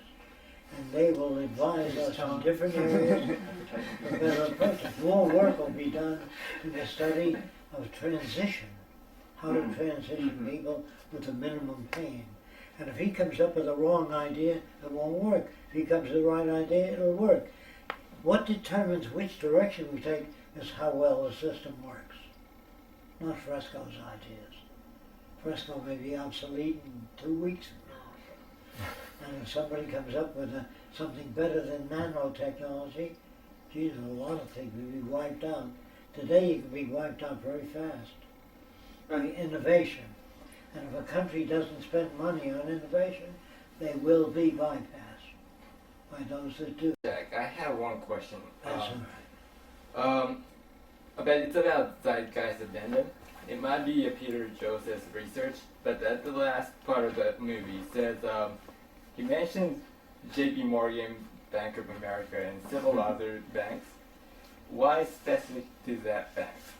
Like the you understand what I'm saying? Yeah, I think he found that they were particularly more corrupt than others and had more holdings in a lot of things and they did more disaster than others. But, you know, I don't know, especially Bank of America and Bank of America. They're turning into Call the that usual shitty suspects nowadays. Yeah. I mean, look, I mean, that was what 2008. Symbol? Is that You look how at I it should now and- understand it? oh, with banking, Yes. that he talked about the banking system. I mean, he mentioned Like like the several particular bank. banks. Yeah, I And I think was it, wondering why not. well, I'd only be projecting, I'd have to ask him, but those particular banks were such big He people. was why PJ selected particular banks. Yes. Yeah, Well, because he could have just mentioned banks. yeah, All right. I don't know. When we went to particular- war, there was a bank in America very successful called the Bank of Italy. Mhm. And when we went to war, then they changed the name to Bank of America. Good idea, isn't it? Okay. That was the Bank of America. We used to be the Bank of Italy.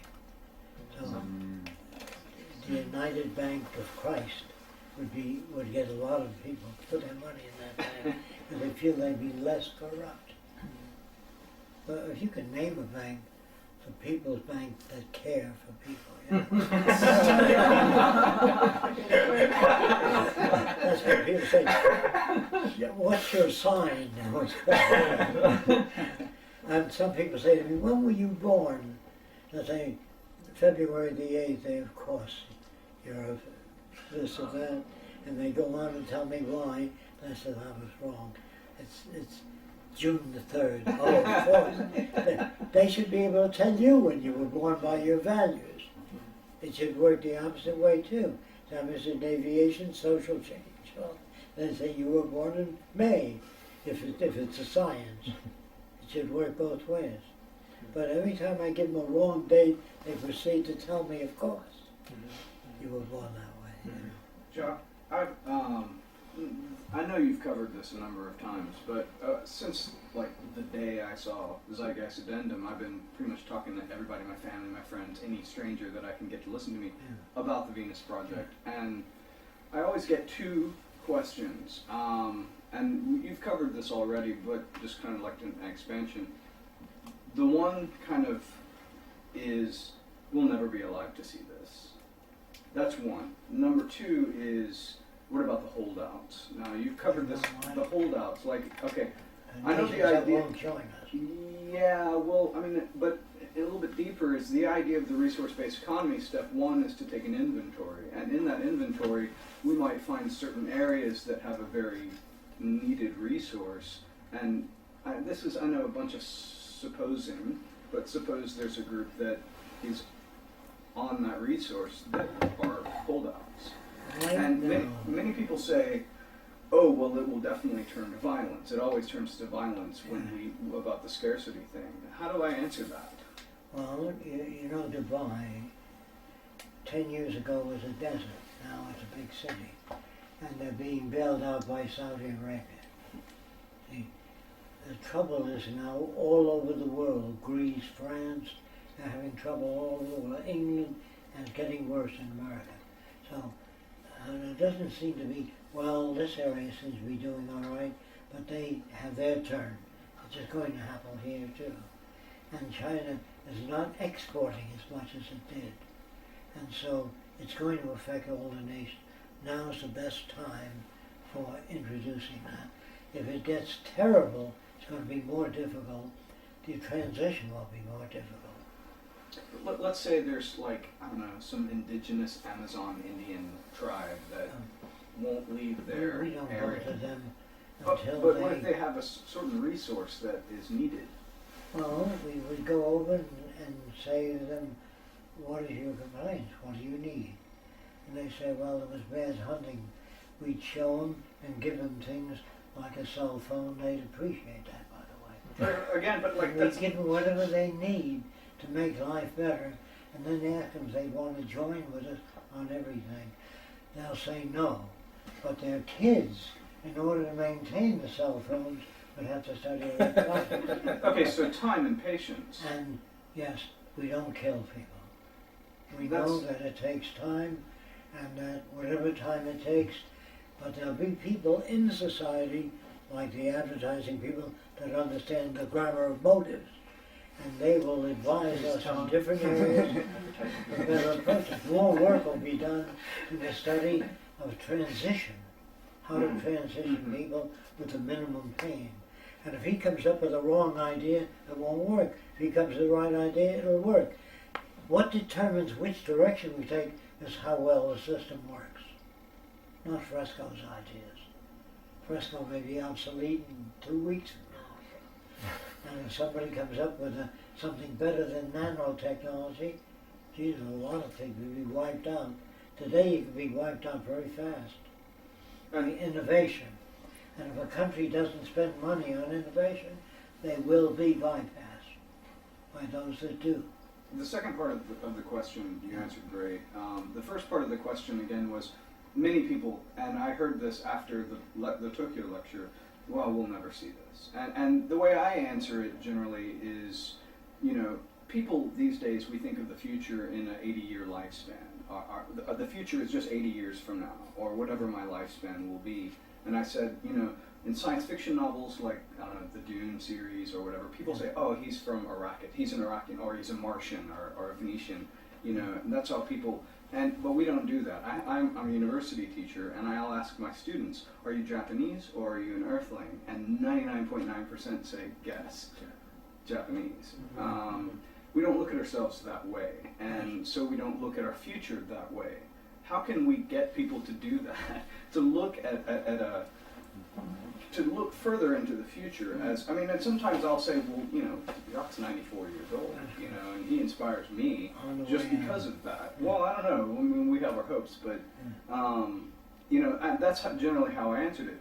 The other day I was listening to Peter Joseph's last radio thing, and he made the metaphor of the cathedrals, that generations created cathedrals, and the first generations, they knew they'd never see it, but they felt, you know, what I positive. usually say to that is that every new idea was always met with that objection. They always say it would never happen. You know, anything, the gas light, the computer, and I always say that, well, I'm really glad that the people who invented all these things didn't think that way, because then you wouldn't be enjoying your cell phone, you wouldn't be enjoying your computer, you wouldn't have electricity, you know, so those people will be bypassed in the future. In some weird psychological way, I think it actually, the attractiveness of the Venus Project might actually turn people off, because they're like, this is great, I'll never see it. Maybe if it was approached in a more personal way, like if you said, well, maybe you will, or maybe you won't see it, but what about your children or your grandchildren? That's What about your generally how family? You know, and try to make it, you know, to where, because people are not going to react to something usually, at least now, unless usually they have some kind of personal gain from it. So that means that, you know, you have to give it to them and say, well, you are going to gain from this because of this. Now, if you don't, then your kids will, or your grandkids will. Maybe. Jacques had a couple little skits that you were going to use in the beginning of your film to do away with not in our dayers. Can you go over those little skits? Those are good. Our film has two farmers walking down the road to the countryside. Country farmers. And one of them says to the other, "You hear about them Wright brothers?" "No, what about them?" "They're trying to build a flying machine." And you hear that cackle. He ain't never going to fly. If the good Lord wanted man to fly, he'd have been born with wings. He spits. You know, and that's a cinch the deal when you spit. And then the right knife goes putting over. Slow, put, in the film. And the guy, and false teeth drop down. That's just for humor. How's that? He says, "I've changed my mind." He didn't change his mind. He was changed by events. Then it shows two Germans in Germany walking along. Says, "Hello, Lutz." This I got written script. "Did you hear about the Russians?" He says, "What about the Russians?" He says, "They claim that they launched a satellite out into space." How can you see what the Russians say? They launched out into space. They laugh, and then you see the headlines. Then it says, shows another guy says, "Not in our time, everything new." That's what you're dealing with. Not in our time. Are you not in our time? Did you expect to see the moon landing in your lifetime? Did you expect to see ships exploring the universe? A lot of people don't know that's happening now. Did you expect to see a computer that puts you in touch with all countries and all kinds of information? Did you expect that? The guy said, "No." Then you're a lousy predictor of the future. You really are. But if a person says, "I don't know what the future is," that's an honest person. So your best bet is to spend time with as many honest people as you can that say, "I believe in God because I don't know where all this came from." If you can furnish that answer, if he says, "Where did all this come from?" If you know the answer to that in his terms, I'll try and answer it quickly anyway. If you take a steel ball and heat it to 10 million degrees, it becomes radiant energy. But the steel ball still exists as particles. Now if you take a ball of ice and it melts, it becomes water vapor all over the place. If it's hot, it becomes steam. But matter has never been created or destroyed. It can change. That's why I tell people, if I kick the bucket, if you bury me 1 foot down or 6 inches down in the soil, all the plants get a little taller above my grave. And all the worms get fatter. Now, does fresco still exist? Oh, what do you mean by exist? The worms are fatter, the plants are taller, they're made up of our substance. We're made up of everything we've eaten. Without food, we get thinner because we digest ourselves. You understand? So the stuff you're made of has always been around. Maybe in fish that lived 1,000 years ago, and everything you eat is converted to living human cells. When you eat a pig or a rabbit or a chicken, their cells are converted to human cells. So when you die, your substance of gases go off, plants absorb the carbon dioxide, and they grow. So we live in one gigantic circle, continuous cycle of events. Some stupid scientists want to know how the universe began. The word beginning comes from the church, religion. The universe never began, according to me. It's always undergoing change, exploding. Why do you call an explosion the beginning of the universe? When it collapses, why isn't that the beginning? Why do you call a seed the beginning of a plant?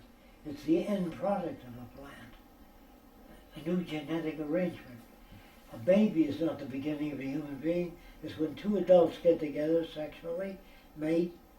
It's a product, the end product of two adults mating. But it's not the beginning. The word beginning, because the seed is small, they call it a beginning. That's not how do you know it's a beginning? Isn't it the end product of a plant? That's the best a plant can do. So seeds undergo continuous change. No seed, if you dig into the earth geologically, you'll find that the palm trees of 2 million years ago were not like they are today. We know from that evidence that all things change. I've never known any society that remained except the hunters, the headhunters of the Amazon, way up the Amazon River. But they'll be around for a little while, then they'll disappear. Cell phones. So all things change. You can't design a society and say, this is it, this is utopia. That means nobody thinks anymore that the computers that exist are the best. Now, there's no more to go. There are no utopias. There can't be any final frontiers. Do you understand that? You can't design a camera and say, that's it. Other people will surpass you if you do that. So I see the future as going on and on without any final frontiers. That's well. How do you picture people in the future? Will they be as beautiful as we are? Well, I now know, ever since I was a kid, I I told you this before, if everybody had ears or a nose a foot long, you'd have surgery done. Do you understand that? Because people run down the street and look at you. Look at that freak. That's why I tell people there's no such thing as beauty. If your culture had horns and pointed ears up to here, that would be normal to you. So when you start teaching people that the white race is beautiful, if you're born in the Ubangi tribe with a plate lips, the guy gets down on his knees, he says, your hair, your eyes, your big lips, or pointed head, whatever it is that society looks like, to them it's beautiful. So when I was in the South Pacific Islands, the kids would grab a fat worm, what looked to me like a fat worm, off a tree, squeeze it, and eat it. Then when I saw all the kids doing that, I figured there's something wrong with me, if they're all doing it. So I tried it, and it tastes like an eclair, if you know what that tastes like. A worm? Is it real? A real worm? Yeah. Really? It was not a typical worm. Right. It was the worm they ate. So I figured there's something wrong with me. But I could go, they say, you eat lobster? No? I said, yeah, funny lobster. Okay, you understand It's what I a mean? scavenger. Since I couldn't talk.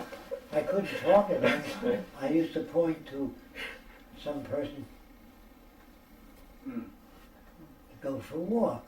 Let's go for a walk. I'd use sign language, whatever, because they spoke pidgin English, some of them. But they spoke more French, like patois and Polynesian mixture. And they told me things I could not believe. You know, I think I mentioned waterfall that flowed upward. Did I mention that to you guys?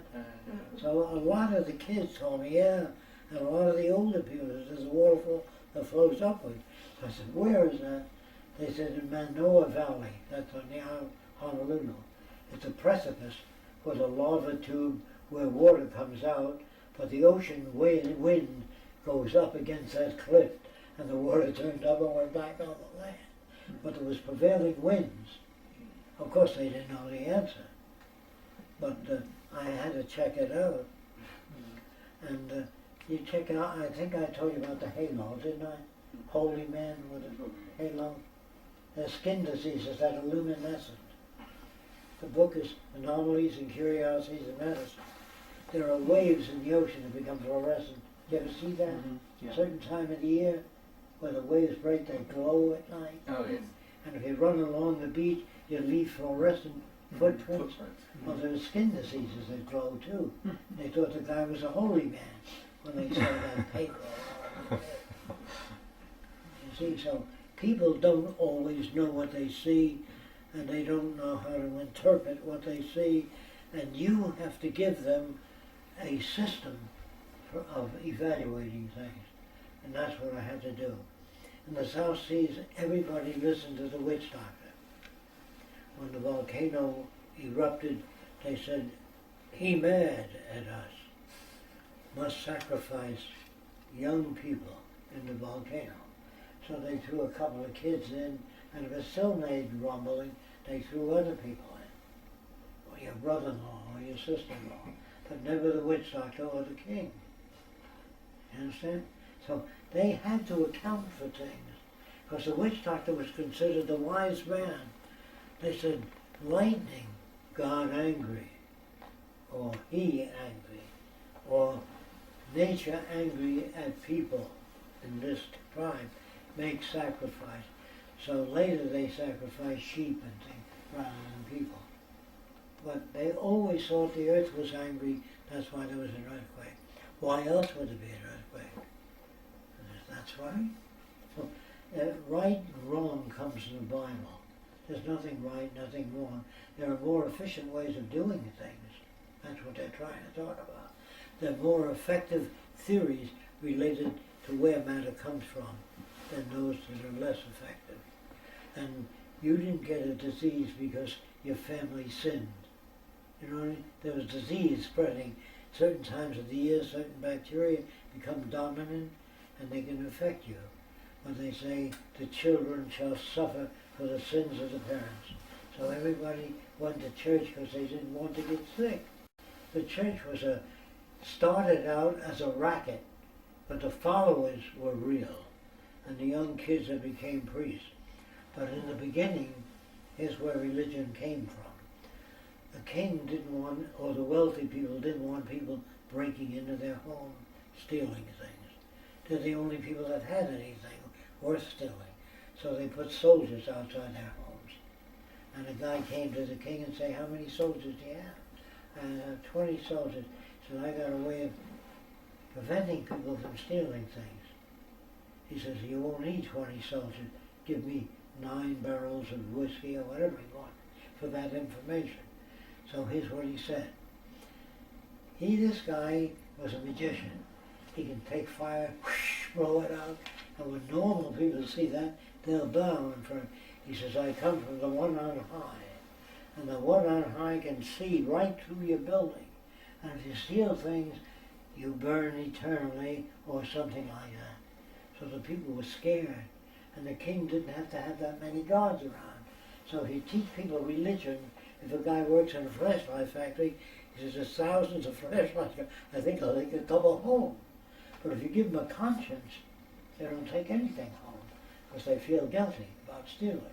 But the king steals continuously. Invades another country, takes their women, their gold, their buildings, their people, everything. Think about it. When the United States won the war with Germany, they kidnapped the German scientists and brought them to Wright Field and the aircraft factories. They took the rockets that the Germans had and brought them to America. I want you to know that stealing is another phony word. Every corporation lies and steals. That's why they have fine print. It's hard to read. The fine print is to discourage people from reading that they had to tell the truth. But they can't tell the truth in big lettering. They do on cigarettes now in America. It says injurious to health. Big lettering on it. They had to. They were pressed to do that by people dying of lung cancer. So what we do, the Venus Project, we show people dying of lung cancer in hospital. Real film, choking, not being able to breathe. We show the black lungs. They're pink ordinarily. And when you stretch lung tissue, it yields. But when you smoke for 20 years, it tears when you blow on it. And we show these guys dying, agonized, and we don't say no to tobacco. We just show the effects of long-term smoking. Is that clear? Now if you say, well, I'm still addicted, we show other films too, how it affects the heart, blood pressure and everything. We show people with those afflictions. Do you understand? That seems to work far better than saying no to drugs. Or when you show a movie star smoking a cigarette, they think it's smart to smoke a cigarette because Clara Bow, in my day, smoked a cigarette. Or Jennifer Jones smoked a cigarette. You show them in front of a Cadillac instead of a Volkswagen. Show a movie star top brass, the president, so I drive a Volkswagen. Well, that'll interfere with the sales of Cadillacs and Rolls Royce. But if you say a Rolls Royce is the finest piece of machinery ever made, and show movie stars driving it, that will incentive for wealthy people to want to wear a real diamond.